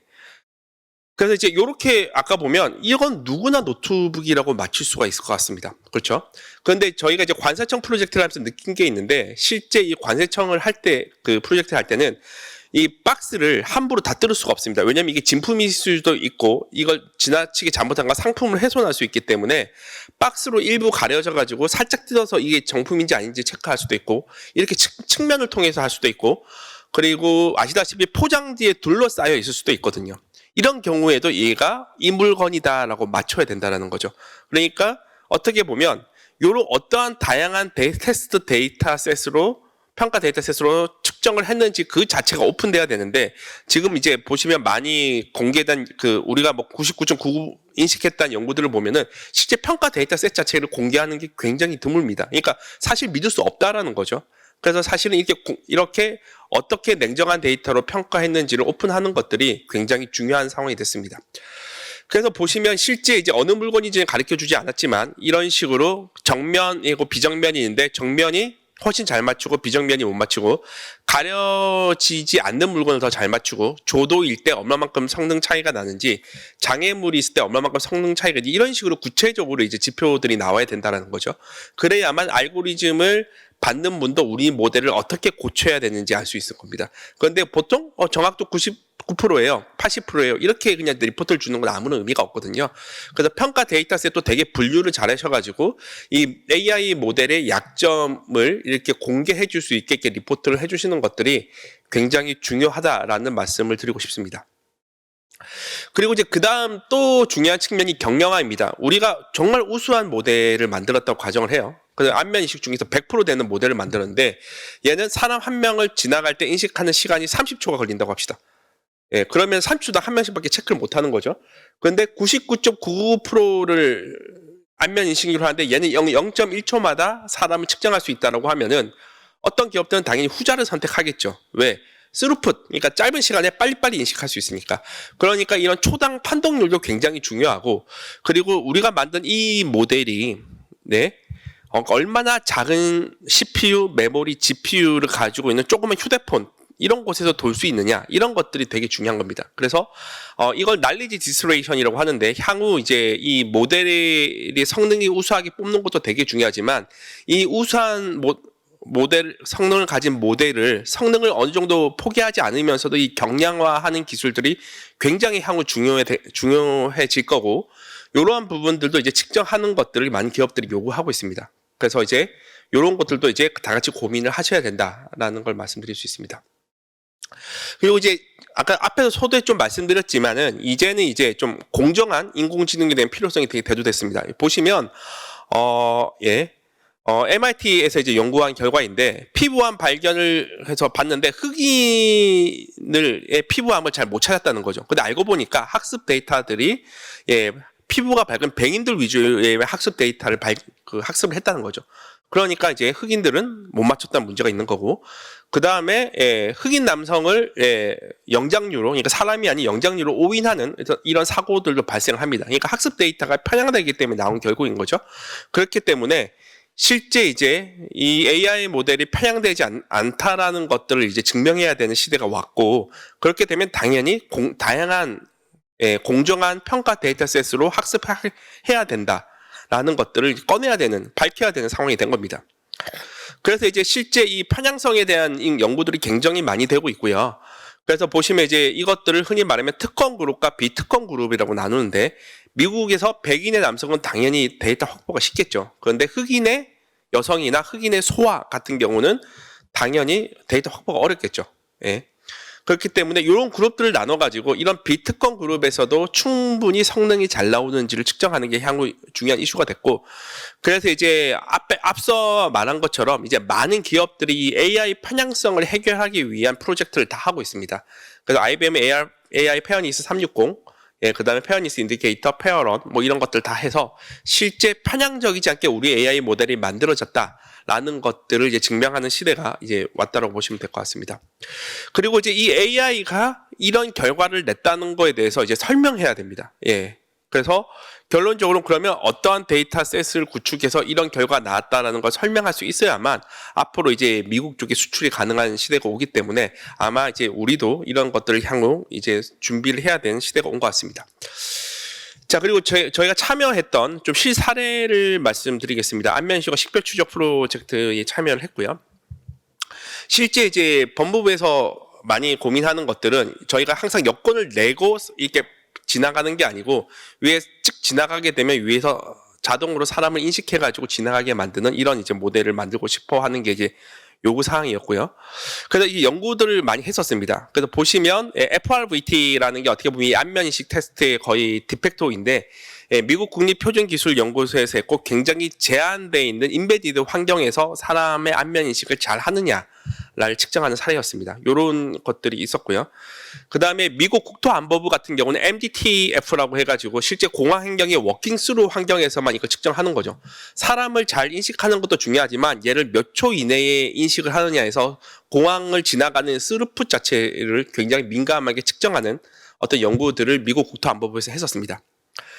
그리고 이제 영국 정부 같은 경우는 이 안면 있으니까 이상 행동에 대한 것들을 했었는데 이렇게 카메라들을 보고 이상 행동을 테러범을 발견한다거나 이런 것들에 대한 연구들을 진행을 했었습니다. 예. 그래서 저희들은 이제 이걸 이제 공항 환경에서는 하지 못하고요, 개인정보 이슈 때문에. 그래서 상암에서 똑같은 환경들을 저희가 구축을 했고 액터들을 사용해가지고 공항이랑 유사한 환경들을 만들어서 여기서 이제 그런 학습 데이터를 만들고 여기서 평가를 진행하는 프로젝트를 진행했었습니다. 그래서 보시면 심사 대기 구역, 그 다음에 유인 심사대, 무인 심사대를 전부 이제 요 상암에 구축을 했었고요. 그리고 데이터 구축 같은 경우도 보시면 저희가 직접 액터들을 써가지고 이상행동 데이터들을 만들었었습니다. 그래서 실제 공항에서 한 사람당 거의 4시간에서 6시간 뛰어다녀가지고 이상행동 데이터를 만들어가지고 했고 개인정보 위수적 관계를 맺어가지고 당연히 비용을 지불하고 획득을 해서 데이터를 만들었습니다. 그리고 이제 이건 19년도 예전 데이터인데 어떤 한 사람에 대한 다양한 얼굴, 그러니까 환한 얼굴 뭐 이런 얼굴도 필요한 건 모았고요. 20년도에는 어떻게 보면 이제 우리가 하나의 대륙만 아니라 5대양 6대주 해서 이제 골고루 그 6개의 국가에 대한 데이터를 이런 식으로 균등 분포를 해서 요거는 법무부 내의 폐쇄만 환경에서 데이터가 나가지 않는 환경에서 테스트를 했었습니다. 데이터가 유출되진 않았고 오로지 안에서만 테스트를 했다는 걸 말씀드리고 싶고요. 그 이상행동 데이터에서는 이제 요구했던 조건이 2명이 들어가면 안 되는 공간에 들어간다거나 갑자기 달린다거나 갑자기 역주행을 한다거나 장시간 물건 방치를 하고 도망간다거나 이런 것들을 감지하는 프로젝트를 했고요. 요 데이터들은 전부 상암에서 저희가 측정을 해가지고 테스트를 했습니다. 그래서 이런 데이터들을 만들었고요. 그래서 평가 모델 같은 거를 만들 때도 일단은 레퍼런스가 있다고 하면 MDTF랑 FRVT에서 자주 사용하는 지표들을 차용을 해가지고 저희가 이제 했고요. 그래서 여기서 이제 저희가 썼던 것들은 크게 1대1, 1대-N 테스트입니다. 1대1은 뭐냐면 손영수라는 사람이랑 과거의 저의 사진이랑 비교를 하는 거죠. 그래서 둘이가 같은 사람이냐 아니냐. 저랑 유사하게 당긴 사람이랑 비슷하게 사진을 줄 수도 있겠죠. 그래서 1대1 매칭을 하는 거고, 이걸 왜 하냐면은, 이걸 왜 하냐면은, 이건 거죠. 그러니까 저의 얼굴을 누군가가 저의 여권을 훔쳐가지고 저의 얼굴이랑 합성을 해가지고 마치 저인 것처럼 보이게 해가지고 테스트를 할 수도 있겠죠. 그래서 이제 1대1 테스트를 하게 되는 거고요. 1대-N 같은 경우는 1대-N 같은 경우는 뭐냐면 공항에 등록되어 있는 1000만 명 중에 예를 들어서 한 명이 지나가면 1000만 명 중에 이 사람이다를 잘 찾는 어떤 잘 찾는 테스트를 1:n이라고 보시면 됩니다. 그래서 이게 이미지로 테스트를 하는 거고요. 이게 생각보다 어려운 건 뭐냐면은 아시다시피 여권의 보유 기간이 최대 10년입니다. 그렇기 때문에 10년 전에 저를 찍었던 사진을 가지고 저인지를 맞춰야 되거든요. 그러니까 당연히 그런 부분들을 찾기가 어렵고요. 네, 그리고 학습 데이터로서도 좀 어려운 점이 뭐냐면은 지금 나의 현재 데이터만으로 학습하기가 되게 힘듭니다. 저의 타임 시리즈한 데이터, 저의 1년 전, 2년 전, 5년 전, 7년 전 이런 데이터들이 있어야만 좀 이런 게 학습을 하는 게 용이한데 그런 데이터 자체를 구하는 것가 굉장히 어렵습니다. 예, 그리고 이제 이상 행동을 했을 때, 예를 들면 돌진을 한다, 이렇게 달리기를 한다라고 했을 때, 보시면은 누가 봐도 달리는 화면이 있고, 달리기 약간 달리는 것 같이 보이기도 하고, 대기하는 거 애매한 이제 이런 구간이 있잖아요. 그래서 이런 걸 저희 측정을 할 때는 누가 봐도 달리는 구간들은, 달리는 거랑 맞추면 되는 거고, 이렇게 이 사이에 애매한 구간들, 그러니까 막 폰만 잡고 있는 구간은 달린다고 맞춰도 되고, 안 맞춰도 되는 이런 구간으로 설정을 해가지고, 루즈 인터벌과 타이트 인터벌을 설정해가지고 저희가 측정을 했었습니다. 이렇게 어떤 지표들을 측정을 했었고, 실제 이게 굉장히 어려운 프로젝트였는데 그 이유는 뭐냐면, 실시간으로 8개의 영상으로 500만 원짜리 어떤 GPU 서버에서 이 사람들이 이상 행동을 했다라는 걸 실시간으로 측정을 하는 거죠. 이게 굉장히 어려운 프로젝트거든요. 여러분 테슬라 같은 경우가 실제 굉장히 많이 연구가 됐지만은 여러 개의 카메라로 그거를 인식해서 실시간으로 이제 자기가 어떤 자율주행을 해주잖아요. 그만큼 어떻게 보면은 적은 자원에서 8개의 프로 HD 데이터를 받아들이면서 처리를 해가지고 이제 결과가 나와야 되기 때문에 굉장히 어려운 프로젝트였었습니다. 그래서 그러한 것들을 상암에서 데이터를 구축해가지고 제 테스트를 했다라는 걸로 보시면 될 것 같고요. 그래서 평가 수행을 했고요. 그래서 이제 저희가 사진과 동영상으로 테스트를 했고, 그래서 사진과 동영상 테스트고, 동영상은 저희가 실시간으로 동영상 스트리밍을 해가지고 테스트를 진행을 했다라고 말씀드릴 수 있습니다. 그리고 테스트 하기 이전에 저희가 실제 저희가 찍었던 영상 일부, 가짜 데이터를 일부를 실제 클라우드 오픈해서 사전 테스트를 하게 만들고, 실제 상암에서 저희가 찍었던 액터 영상을 가지고 이제 사전 테스트를 진행을 했고, 그 다음에 본 테스트 수행했었습니다. 그런 식으로 해서 이제 이런 식으로 구체적인 리포트를 발급을 해가지고 결과를 드렸고요. 그래서 이제 뭐 저희도 한번 이제 테스트에 참여를 했었는데, 데이터를 보면 재미난 게 실제 AI 모델이 20대, 30대, 40대 오트는 굉장히 잘 맞춥니다. 그런데 10대 미만이나 60대 쪽은 데이터가 워낙 적기 때문에 잘 못 맞추는 데이터들이 나오죠. 이게 뭐냐면은 우리가 시중에 얻을 수 있는 데이터들은 대부분 건장한 성인들 위주의 데이터이지, 어린이 데이터거나 굉장히 얼굴의 형태가 많이 바뀐 노인분들의 데이터를 확보하기 어렵다라는 거죠. 그래서 이런 데이터들 잘 발굴해서 학습을 시키는 게 어떻게 보면 이 AI 모델의 성능의 큰 중요한 지표라고 판단하시면 될 것 같습니다. 그리고 테스트 전략에 대해서 또 간단히 말씀을 드리면, 크게 아까 앞에 말씀드린 것처럼 측정 지표, 앞에 설명드렸죠. 그런 것들이랑 그 다음에 데이터의 품질, 이것들을 두 가지 세트를 잘 관리하셔가지고 측정을 해서 결과를 나오게 만들어 주시면 되고요. 그래서 이제 이런 식으로 이제 구성을 잘 하시면 됩니다. 그리고 저희가 업계에서 가장 많이 사용되는 지표들을 좀 정리를 해놨습니다. 그래서 이거 다 정리를 해놨기 때문에 뒤에 부록에 넘기시면은 저희가 구체적으로 각각의 지표에 대해 설명을 나눴거든요. 이것들을 참고하셔가지고 조금 향후 AI 모델의 성능 지표를 선정하실 때 도움을 받으시면 될 것 같습니다. 자, 이것으로 저희 발표를 마치도록 하겠습니다. 감사합니다. 네. AI 실사례 테스팅 중에 그 실사례들과 또 품질 확보를 위한 전략까지 강연을 해주셨던 분은 어니컴의 손영수 상무님이셨습니다. 좋은 강연 잘 들었습니다. 지금부터는 이제 실시간으로 온라인 참가자분들께서 남겨주신 질문에 대한 질의응답 시간을 갖도록 하겠는데요. 상무님께서 직접 진행을 해주시겠습니다. 상무님, 어떤 질문들이 올라왔을까요? 임빈님이 올려주신 AI 성능 테스트에 있어서 어려운 점이 있다면 무엇일까요? 이 부분인데요. 사실 이제 가장 어려운 게 이제 뭐냐면 그 고객들이 원하는 AI 모델이랑 실제 만들 수 있는 AI 모델하고의 엄청난 격차가 있다는 겁니다. 그러니까 이제 마이너리티 리포트를 보시고 그런 식의 어떤 데이터들, 실시간으로 사람을 추적할 수 있다, 이런 건 거의 지금 지구상으로 불가능하거든요. 그러니까 어떻게 보면은 내가 도입하고자 하는 AI 모델이 과연 실제 구현 가능한가 아닌가, 그리고 내가 그걸 해줄 수 있는 데이터를 가지고 있냐 없느냐가 굉장히 중요한데, 사실 이제 나머지는 부차적이지만 구현 불가능한 AI 모델을 만들어 달라고 되게 요구를 많이 하시거든요. 그래서 이러한 것들을 기업 관계자를 설득시키고 이해시켜서 현실 가능한 AI 모델이 어디까지다라고 설명하는 것들이 아마 가장 중요한 것 같습니다. 예, 이상입니다. 이걸로. 네, 실제 구현 가능한지 그리고 테스터를 가지고 있는지 데이터를 가지고 있는지 이 부분 중요하다는 답변 말씀해 주셨습니다. 지금까지 어니컴의 손영수 상무님이었습니다. 감사합니다. 네, 감사합니다. 네, 수고하십시오. 네.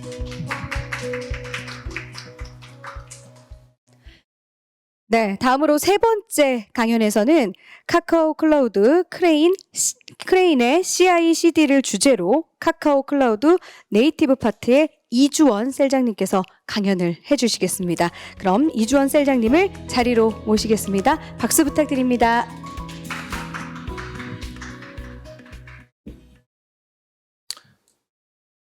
네, 안녕하세요. 저 카카오 클라우드의 CI/CD 파이프라인에 대해서 소개를 하게 된 카카오 클라우드의 이주원이라고 합니다. 네, 만나서 반갑습니다. 이번 세션에서는 크레인의 CI/CD 사례를 통해서 큰 시스템인 신뢰성 있는 테스트 환경을 구축하기 위해서 저희가 겪은 일들과 교훈들을 공유 드려보고자 합니다. 네, 먼저 목차를 설명드릴 텐데요. 발표를 좀 더 잘 전달드리기 위해서 저희 팀에 대한 간단한 소개를 드리려고 하고요. 그리고 이제 두 번째 섹션에서는 우리가 고민하고 여러 자료를 보면서 구상했던 이상적인 파이프라인에 대해서 설계한 부분들을 소개드려 볼 예정입니다.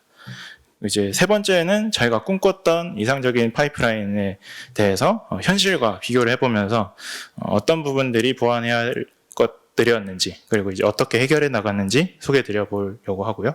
이제 마지막으로 이 사례들을 전체적으로 살펴보면서 이제 CI/CD를 구축하려고 하는 많은 현업자분들이 이제 어떤 부분들을 좀 더 고민하면 좋을지 이런 것들을 공유해 보도록 하겠습니다. 네, 저희 팀에서 하는 일들을 간단히 소개해 드려 보려고 합니다. 가장 먼저 큰 규모의 클라우드 이제 IaaS 레이어를 이제 저희 팀에서 담당하고 있고요. 이제 수천 대의 하이퍼바이저들과 이제 수십만 대의 인스턴스들, 가상 머신 인스턴스들이 이제 저희 서비스 위에서 동작하고 있습니다. 그리고 이 서비스가 잘 운영되기 위해서 이제 여러 가지의 이제 작은 서비스들로 이루어져 있고요. 그 작은 서비스들이 가지고 있는 다양한 설정 파일들과 이제 수백 개의 설정 값들, 그리고 이제 수십 개의 운영 정책들이 이제 어떤 설정으로 들어가 있습니다. 이런 부분들을 잘 관리하기 위한 배포 시스템을 개발하고, 그리고 이제 카카오 내부의 인프라스트럭처 서비스들과 잘 연계하기 위한 또 통합하는 이제 서비스들을 개발하고 있습니다. 그리고 이제 이제 마지막으로 이 가상화된 어떤 리소스들, 이것에 이제 어떤 가상화로부터 오는 퍼포먼스 오버헤드를 최소화하기 위한 여러 이제 연구 과제들을 수행하고 있습니다.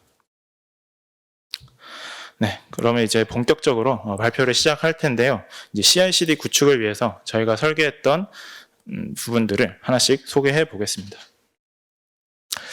네, 대략 1만 피트 상공에서 바라본 CI/CD 파이프라인에 대해 모습인데요. 다양한 오픈 소스들이 설명하듯이 이제 큰 어떤 청사진을 보여주고 있는 것입니다. 사실 이제 이 5개 사각형이 되게 단순해 보이지만 많은 현업자분들도 공감하실 것 같은데 정말 이제 다양하고 복잡한 유기적인 문제들이 엮여 있게 되죠. 네, 그래서 이제 이 부분들을 하나씩 이제 좀 더 저희 팀의 개발 문화에 맞춰서 이제 소개해 드려 보려고 하는데, 먼저 이제 CI에 대한 부분입니다.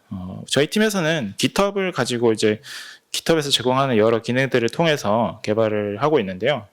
이제 여러 이제 레퍼런스에서 소개하듯이 이제 적절한 브랜치 전략들을 가지고 개발자가 이제 코드를 커밋하고 풀 리퀘스트를 올리게 되면은 그 풀 리퀘스트 이벤트를 가지고 빌드 이제 CI 파이프라인에 동작하게 되겠죠. 이제 그리고 이제 적절한 리뷰를 거쳐서 이제 메인 브랜치로 머지가 됩니다. 이제 그렇게 머지된 배포물들은 메인 브랜치에서 이제 빌드 파이프라인이 동작하게 되면서 이제 뭐 흔히 요즘 같은 시대에서 이제 컨테이너를 많이 쓰실 텐데 이제 컨테이너를 빌드를 하고 그 레지스트리로 업로드를 하는 이제 그런 과정들이 있게 되겠죠. 그리고 이제 이 결과물들이 잘 배포될 수 있도록 하는 이제 그 배포 파이프라인이 잘 준비가 되어 있어야 합니다. 네. 근데 이제 이 배포 파이프라인은 어떤 여러 개발 단계나 어떤 테스트 단계에 따라서 이제 통합 개발 환경, 뭐 테스트 환경, 나아가서는 이제 프로덕션 환경까지 이제 다양한 베리에이션을 가지고 관리가 되는 경우가 있습니다.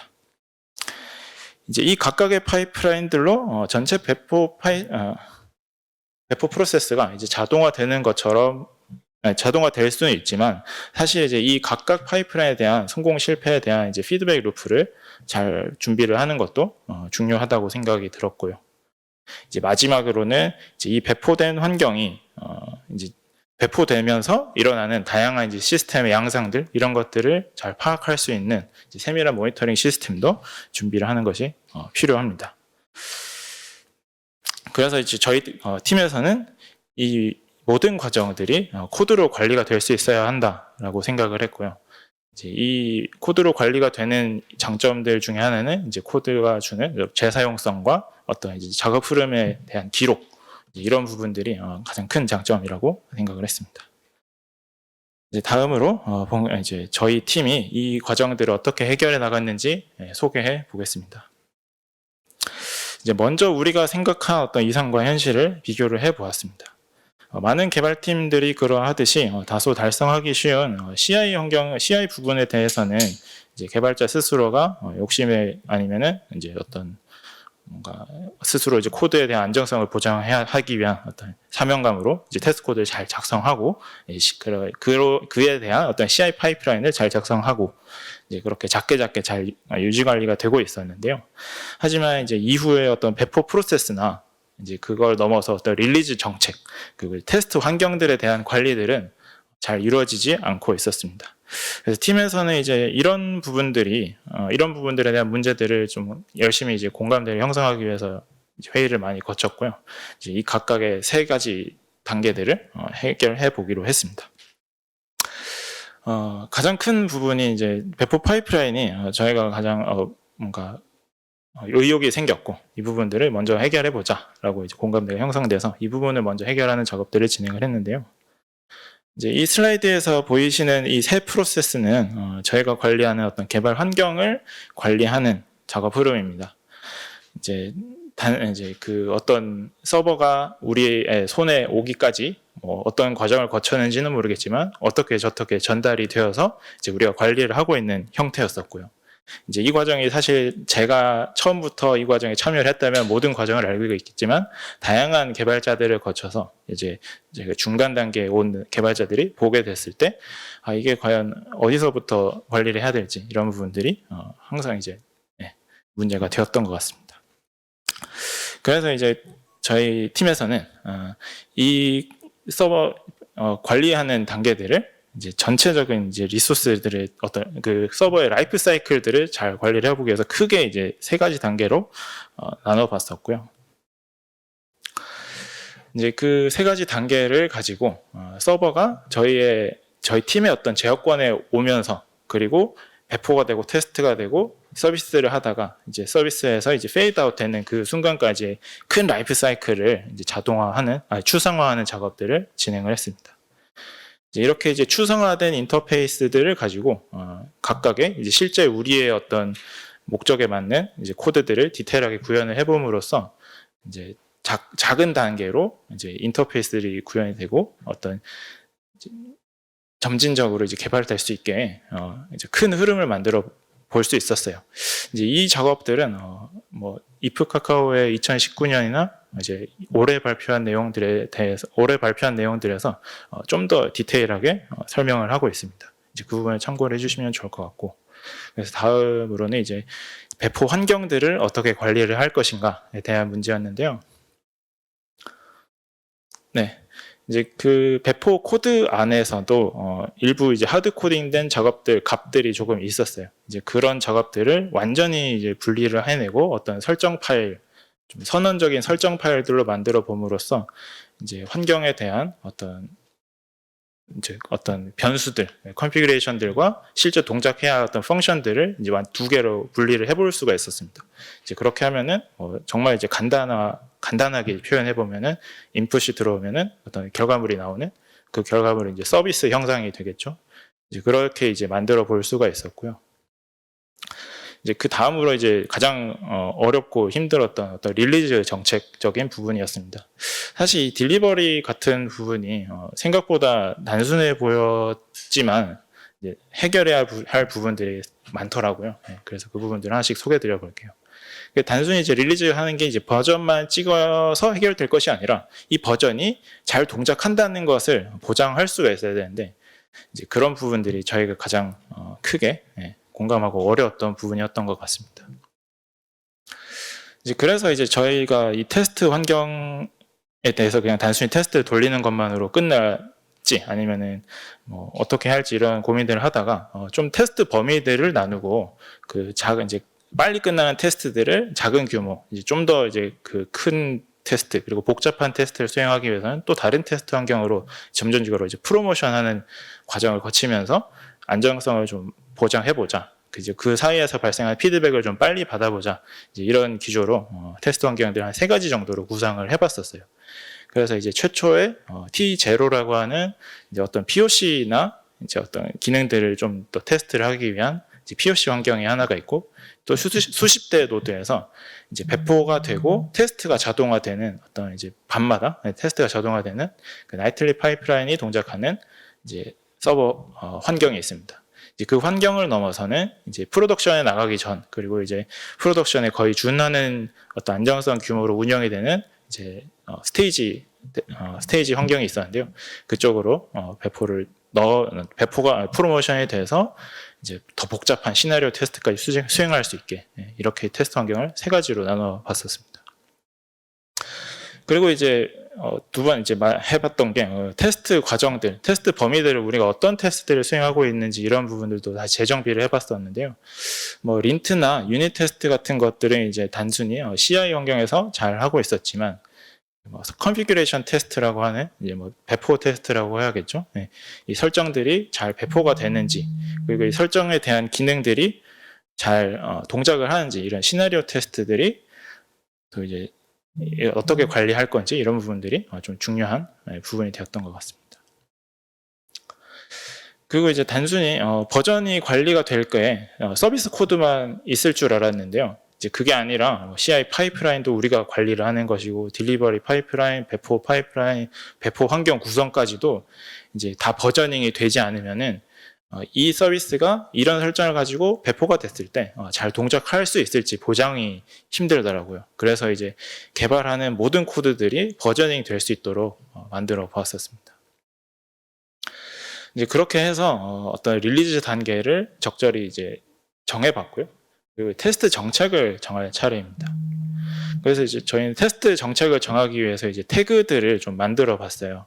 그래서 이제 매일 밤마다 마스터로 이제 PR을 통해서 마스터로 머지가 되는 어떤 코드들이 있는데 그것들을 나이틀리 테스트를 하기 위해서 매일 밤마다 CI 나이틀리라고 하는 이제 태그를 하나 만들어서 이제 그걸로 이제 나이틀리 빌드를 수행하게 되고 나이틀리 빌드가 어떤 시나리오 테스트, 컨피그레이션 테스트에 성공을 하게 되면은 이거는 이제 릴리즈 캔디데이트라고 볼 수 있다라고 인지하기 위한 어떤 RC 태그 그리고 이제 RC 태그가 이제 스테이지 환경에서 이제 일정 수준 동작을 하고 여러 이제 테스터들이나 개발자들이 이제 뭔가 이것저것 다양한 또 스모크 테스트를 수행하면서 안정성이 좀 보장이 됐다라고 하는 RC 스테이블이라는 태그. 그리고 이후에 이 RC 스테이블을 기반으로 프로덕션으로 이제 나갑시다 하고 이제 최종적으로 마킹을 하는 어떤 버전 태그가 있고요. 이 해당 버전이 프로덕션으로 나가 있다는 걸 이제 마킹하기 위한 또 프로덕션 태그가 있습니다. 이제 앞에 이렇게 별표로 보이는 부분들은 뭔가 이제 어떤 숫자 형태로 찍히는 것이 아니라 이제 포인터 형태로 관리가 되는 이제 일종의 포인터 태그라고 보시면 될 것 같습니다. 이제 그렇게 해서 이 포인터 태그들과 배포 환경들을 가지고 이렇게 이제 태그가 프로모션 되는 과정들을 이제 이렇게 매트릭스 형태로 저희가 정리를 해볼 수가 있었어요. 이제 그래서 이제 CI 단계에서는 우리가 개발자가 개발을 한 피처들이 이제 마스터로 머지되기 전에 뭐 풀 리퀘스트를 리뷰를 하고 뭐 린트를 한다든지 뭐 유닛 테스트 뭐 필요하면 거기서도 간단한 배포 테스트를 할 수도 있겠죠. 이제 그런 테스트를 하는 게이팅 과정이 거쳐지고요. 이후에 이제 그 마스터로 머지된 메인 브랜치로 들어간 이 배포물들이 이제 CI-nightly 태그라는 CI-nightly라는 태그가 이제 생성이 됩니다. 그 CI-nightly 태그가 생성이 되면은 이제 T1 환경, 그 이제 클린 슬레이트에서 이제 모든 서비스가 배포되는 이제 그 시나리오를 가지고 배포가 진행이 되고요. 그 완전히 이제 배포가 된 상태에서 이제 테스팅이 진행이 됩니다. 이제 거기에서는 어떤 컨피규레이션에 대한 테스트, 그리고 이제 간단한 시나리오 테스트들을 진행을 하게 되고요. 이제 그렇게 이제 테스트가 완성이 되면은 이제 RC 이거는 이제 좀 배포를 해도 될 것 같아. 이렇게 이제 RC 태그가 생성이 됩니다. 그러면은 이제 위클리 단위로, 주 단위로 이제 T2 스테이지 환경으로 RC 태그가 배포가 되고요. 이제 그 배포된 RC 태그에 대해서도 어떤 컨피그레이션, 시나리오, 그리고 이제 다양한 개발자들과 이제 또 주변의 내부에서 이제 또 여러 팀들이 테스트하는 이제 그런 어셉턴스 테스트들, 그리고 이제 이 배포된 서비스들이 정상적으로 잘 동작하고 있는지, 이제 그 과정 중에서 이제 에이징을 거치면서 이제 매트릭에 대한 어떤 양상이 변하지 않는지 이런 부분들을 테스트를 하기도 합니다. 이제 그 과정이 이제 일주일 정도 진행이 되면은 저희는 이거는 이제 프로덕션으로 나가도 될 것 같아 하고 이제 RC 스테이블 태그를 생성을 하게 되고요. 이제 그 적절한 시점이 이제 좀 의사결정이 이제 되면은 이제 버저닝을 하고 프로덕션으로 배포가 진행이 됩니다. 그 마지막으로 이제 스모크 테스트를 통해서 이제 이거 배포가 좀 잘 된 것 같아요 하고 이제 전체적인 이제 프로세스를 마무리하는 그림이 됩니다. 그래서 이제 이 과정들이 또 하나의 이제 CD 파이프라인, CI 파이프라인들로 이루어진 또 파이프라인, 큰 거대한 파이프라인이 만들어지게 되는데요. 이제 이 네모의 파란색 네모 아래에 보이는 그 에브리 PR이라고 한다든지 아니면 데일리, 위클리라고 하는 이 부분들은 자동화가 되어서 이제 현재까지 지금 잘 동작을 하고 있지만 이제 프로덕션까지 이제 배포를 하기 위해서는 세밀한 모니터링 시스템이 구축되지 않으면은 좀 더 이제 어려운 부분들이 좀 있더라고요. 그래서 이제 이 부분들은 이제 현재 팀에서 다양한 매트릭들, 그리고 이제 현재 많이 요즘에 이제 핫하는 키워드인 어떤 SRE 관점에서 SLA를 보장하기 위한 여러 이제 SLI들을 정의해 보면서 이제 앞으로 계속 개발을 해 나가고 있습니다. 네, 여기까지 이제 저희가 달성한 CI/CD 파이프라인을 모두 소개를 해봤고요. 네. 그래서 이제 랩업을 한번 해볼 텐데, 우리가 개발하는 어떤 서비스 아래 이제 CI/CD라고 하는 어떤 큰 비즈니스 도메인이 좀 새롭게 있다라는 거를 저희가 느껴볼 수 있었어요. 사실 이제 서비스 개발자로 있고, 그리고 이제 QA 팀이나 어떤 이제 운영팀이 따로 존재하는 그 아래에서는 이제 이 CI/CD라고 하는 과정들이 남의 일이 될 것 같고 이제 그런 식의 어떤 사일로가 생기면서 이제 잘 챙기기 힘든 부분인 것 같아요. 근데 이제 이것들이 모두 우리가 풀어야 할 문제가 되면서는 이 서비스 코드 말고도 이 CI/CD라고 하는 부분도 어떤 하나의 이제 서비스 도메인으로 봐야 되지 않을까? 이제 이런 생각을 좀 하고 있습니다. 이제 그래서 그 파이프라인이나 이런 것들을 잘 설계하기 위한 어떤 질문들을 제가 좀 준비를 해봤어요. 사실 이 과정들은 이제 서비스 형상, 그리고 이제 그 서비스 어떤 비즈니스의 형태마다 다 다를 것이라고 생각을 해서 이렇게 이제 질문들을 좀 준비를 해봤습니다. 그래서 뭔가 우리가 공유드린 이 이상적인 CI/CD 파이프라인 안에서 이 부분들을 전부 다 우리가 구현해야 할 필요가 있을까? 이런 부분들도 좀 생각을 해봤었고요. 굳이 이런 부분들까지 코드로 남겨야 하나? 이제 아까 보셨듯이 파이프라인에 대한 부분들도 다 코드로 남기고 기록을 할 필요가 있는지 이런 것들도 좀 생각을 해보는 시간이 됐던 것 같고요. 그리고 이제 팀원 중 한 사람의 신변에 문제가 발생하더라도 프로세스가 잘 지켜질 수 있는가? 이제 이런 부분들이 우리가 테스트 개발 환경을 관리하면서 이제 서버가 새롭게 들어오고 나가고 하면서 이제 운영 어떤 히스토리가 잘 관리가 되기가 힘든데 이제 이런 부분들이 잘 관리가 되기 위해서는 코드가 돼야 한다. 뭐 이런 이제 답을 얻었던 것 같습니다. 그리고 이제 새롭게 합류한 팀원이 우리가 가진 개발 프로세스를 잘 이해할 수 있을까? 이제 그 과정에서도 단지 이제 구전을 통해서가 아니라 이제 이런 어떤 우리가 가진 코드로 인해서 여기를 이제 좀 보시면은 잘 따라갈 수 있어요라든지 이런 식의 가이드를 통해서 이제 하나의 코드를 보면서 이제 전체적으로 개발 프로세스를 완성해 나가는 이제 그림이 만들어지면 좋겠다. 이제 이런 생각을 좀 해봤었습니다. 이제 두 번째는 이제 디바이드 앤 컨커인데요. 예. 뭐 개발 이제 컴퓨터 과학을 이제 전공을 하게 되면 항상 이제 배우는 문제가 디바이드 앤 컨커라는 그 두 키워드인데 이제 이 도중에 그 큰 파이프라인이 있지만 이 각각의 과정들이 이제 빨리 디버깅 할 수 있게 만들어야 하는 게 중요한 부분인 것 같아요. 이제 그래서 이제 그 파이프라인 중에 어떤 태스크가 실패를 하더라도 우리가 빨리 디버깅 하려면은 어떻게 해야 될지 이제 이런 부분들을 고민을 많이 했었고 파이프라인을 동작시키기 위한 도구에 의존하지 않고도 파이프라인을 가동할 수는 없을지 이런 부분들이 이제 두 번째 질문이었는데 요즘 오픈소스로 많이 제공되고 있는 뭐 제인킨스라든지 뭐 깃허브 액션이라든지 뭐 이제 길랩 워커라든지 뭐 이런 다양한 자동화 도구들이 있어요. 하지만 걔네들의 의존적으로 동작을 해야 한다는 것이 이제 또 하나의 의존성이고 이제 실제로 개발자가 로컬에서 직접 실행시켜 보기가 힘든 테스트하기가 힘든 이제 코드라는 것이죠. 이제 이런 것들을 어떻게 이제 좀 풀 수 있을까 이런 고민들을 많이 했던 것 같습니다. 그래서 이제 저희는 뭐 젠킨스는 그냥 단순히 이제 뭔가 커맨드 한 줄만 실행할 뿐이고 그 안에서 동작하는 것들은 어떤 환경에서도 실행할 수 있게 만드는 좀 그런 이제 그런 방향으로 개발을 했던 것 같아요. 그리고 이제 파이프라인의 각 단계들을 스텝 바이 스텝으로 직접 실행시켜 보면서 뭐 결국 이 부분은 이제 질문 1번과 이어지는 질문 같은데요. 이제 그렇게 이제 해보면서 디버깅과 이제 개발 속도를 좀 빨리 가져가 보는 시간이 그런 게 좀 중요하다고 생각을 했습니다. 그리고 이제 마지막으로 테스트입니다. 사실 이제 배포 파이프라인을 뭐 아무리 이제 멋지고 아름답게 만들어 놓는다고 해도 이제 결국에 이것은 이제 우리 서비스 코드들이 프로덕션 환경까지 잘 나가기 위한 자동화 과정인 거잖아요. 하지만 이제 그 과정을 이제 뭐랄까 이제 중단시키거나 어프로브를 하려는 과정은 이제 항상 테스트가 있는 것 같습니다. 그래서 이제 이 정도 테스트 조건으로 프로덕션 환경까지 배포가 자동화되어도 될까?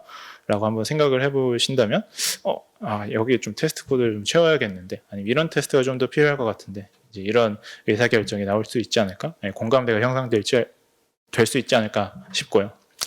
그리고 이제 배포 중에 발생하는 시스템들의 텔레메트리는 어떻게 변화하고 있을까? 이런 부분들도 굉장히 중요하다고 생각합니다. 이제 실제 프로덕션 환경으로 배포가 일어날 때는 이제 서비스 프로세스가 이제 재기동된다든지 하면서 뭐 로드 밸런스나 이런 부분들에 대한 이제 트래픽 컨트롤 이런 부분들이 이제 다양한 형태로 다양한 변화할 수가 있는데요. 이제 그런 지점들을 좀 빠르게 찾고 해결할 수 있는 방법도 잘 구축하는 게 필요한 것 같습니다. 그리고 이제 이제 자동화된 어떤 테스트가 시행되는 도중에도 이 과정에 개발자가 직접 개입을 해서 뭔가 이 과정을 좀 더 뭐랄까 세밀하게 관찰해 본다든지 이 테스트가 어떻게 해서 이렇게 실패를 했는지 이런 것들을 잘 보기 위한 방법들도 준비를 하는 것이 필요하다고 생각을 했습니다. 그리고 이제 네 번째는 모니터링 시스템에 대한 이야기인데요. 사실 이제 이 3번에서 앞서 말씀드린 이 매트릭 시스템을 잘 구축해야 한다라는 내용인데 이제 결국 프로덕션 환경에서 가장 중요한 피드백 루프는 모니터링 시스템을 기반으로 한 이제 어떤 우리 의사결정인 것 같아요. 이 부분은 하지만 이제 이번 주제에서는 또 맞지 않는 것 같아서 뭔가 다음에 기회가 있다면 이제 공유를 한번 해보도록 하겠습니다. 제 발표는 여기까지고요. 잘 들어주셔서 감사합니다. 네. 카카오 클라우드 크레인의 CI/CD를 주제로 카카오 클라우드 네이티브 파트 이주원 셀장님의 강연이었습니다. 강연 잘 들었고요. 지금 현재 온라인으로 함께하고 계신 참가자 여러분들의 소중한 질문에 대한 답변을 들어보는 시간 갖겠습니다. 셀장님, 참가자분들은 어떤 궁금증이 있을지 궁금한데요. 네.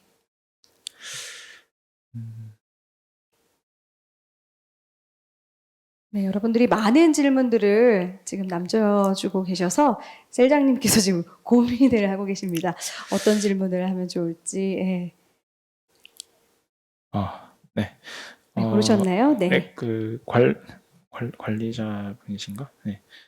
이제 이름이 이제 관리자로 되어 있는데, 릴리즈 빌드를 위한 환경에 대해 버전 관리를 하실 때 별도의 툴을 사용하셨나요? 환경 구성을 위해 도커 등을 사용하면 환경 재현을 위해 유리할 것 같은데 어떨지요? 라고 말씀해 주셨는데요. 저희도 이제 이 관리자 이분이 이제 질문해 주신 것처럼 도커 등을 사용해서 이제 컨테이너 기반으로 서비스 환경을 마이그레이션을 하는데 이제 성공을 했고, 이제 작년까지는 이제 일단 뭐 시스템 D 형태 어떤 시스템 데몬 형태로 프로세스가 관리가 되고 있었지만, 이제 올해 모든 이제 저희 크레인 안에 있는 서비스가 이제 컨테이너 기반의 어떤 런타임으로 다 전환을 했어요. 이제 그 과정을 위해서도 이런 CI/CD 파이프라인이 정말 중요한 역할을 했고요. 물론 이제 컨테이너를 사용하면서 오는 이점들은 굉장히 많습니다. 뭔가 이제 컨테이너만의 어떤 서비스 자체가 가진 어떤 OS 의존적인 부분들을 잘 이제 래핑을 해주고, 이제 그 부분들이 이제 어떤 의존성, 이제 호스트에 대한 의존성을 최소화시킴으로써 어떤 되게 민첩하게 이제 움직일 수 있는 장점들이 있는데, 예. 그런 부분들이 이제 컨테이너 등을 사용하는, 예.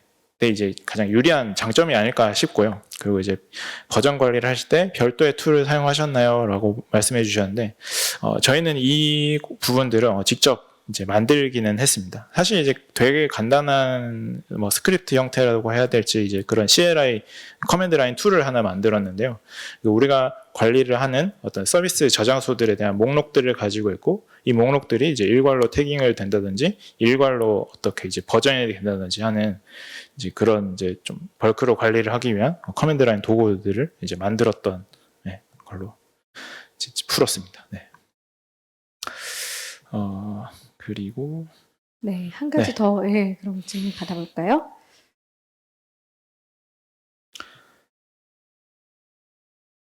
어떤 질문들이 올라왔을까요? 네. 익명으로 질문을 해주셨는데, 그 파이프라인을 설계할 때 팀원들과 어떻게 소통하고 설득을 하는지 노하우에 대한 궁금증을 여쭤봐 주셨는데요.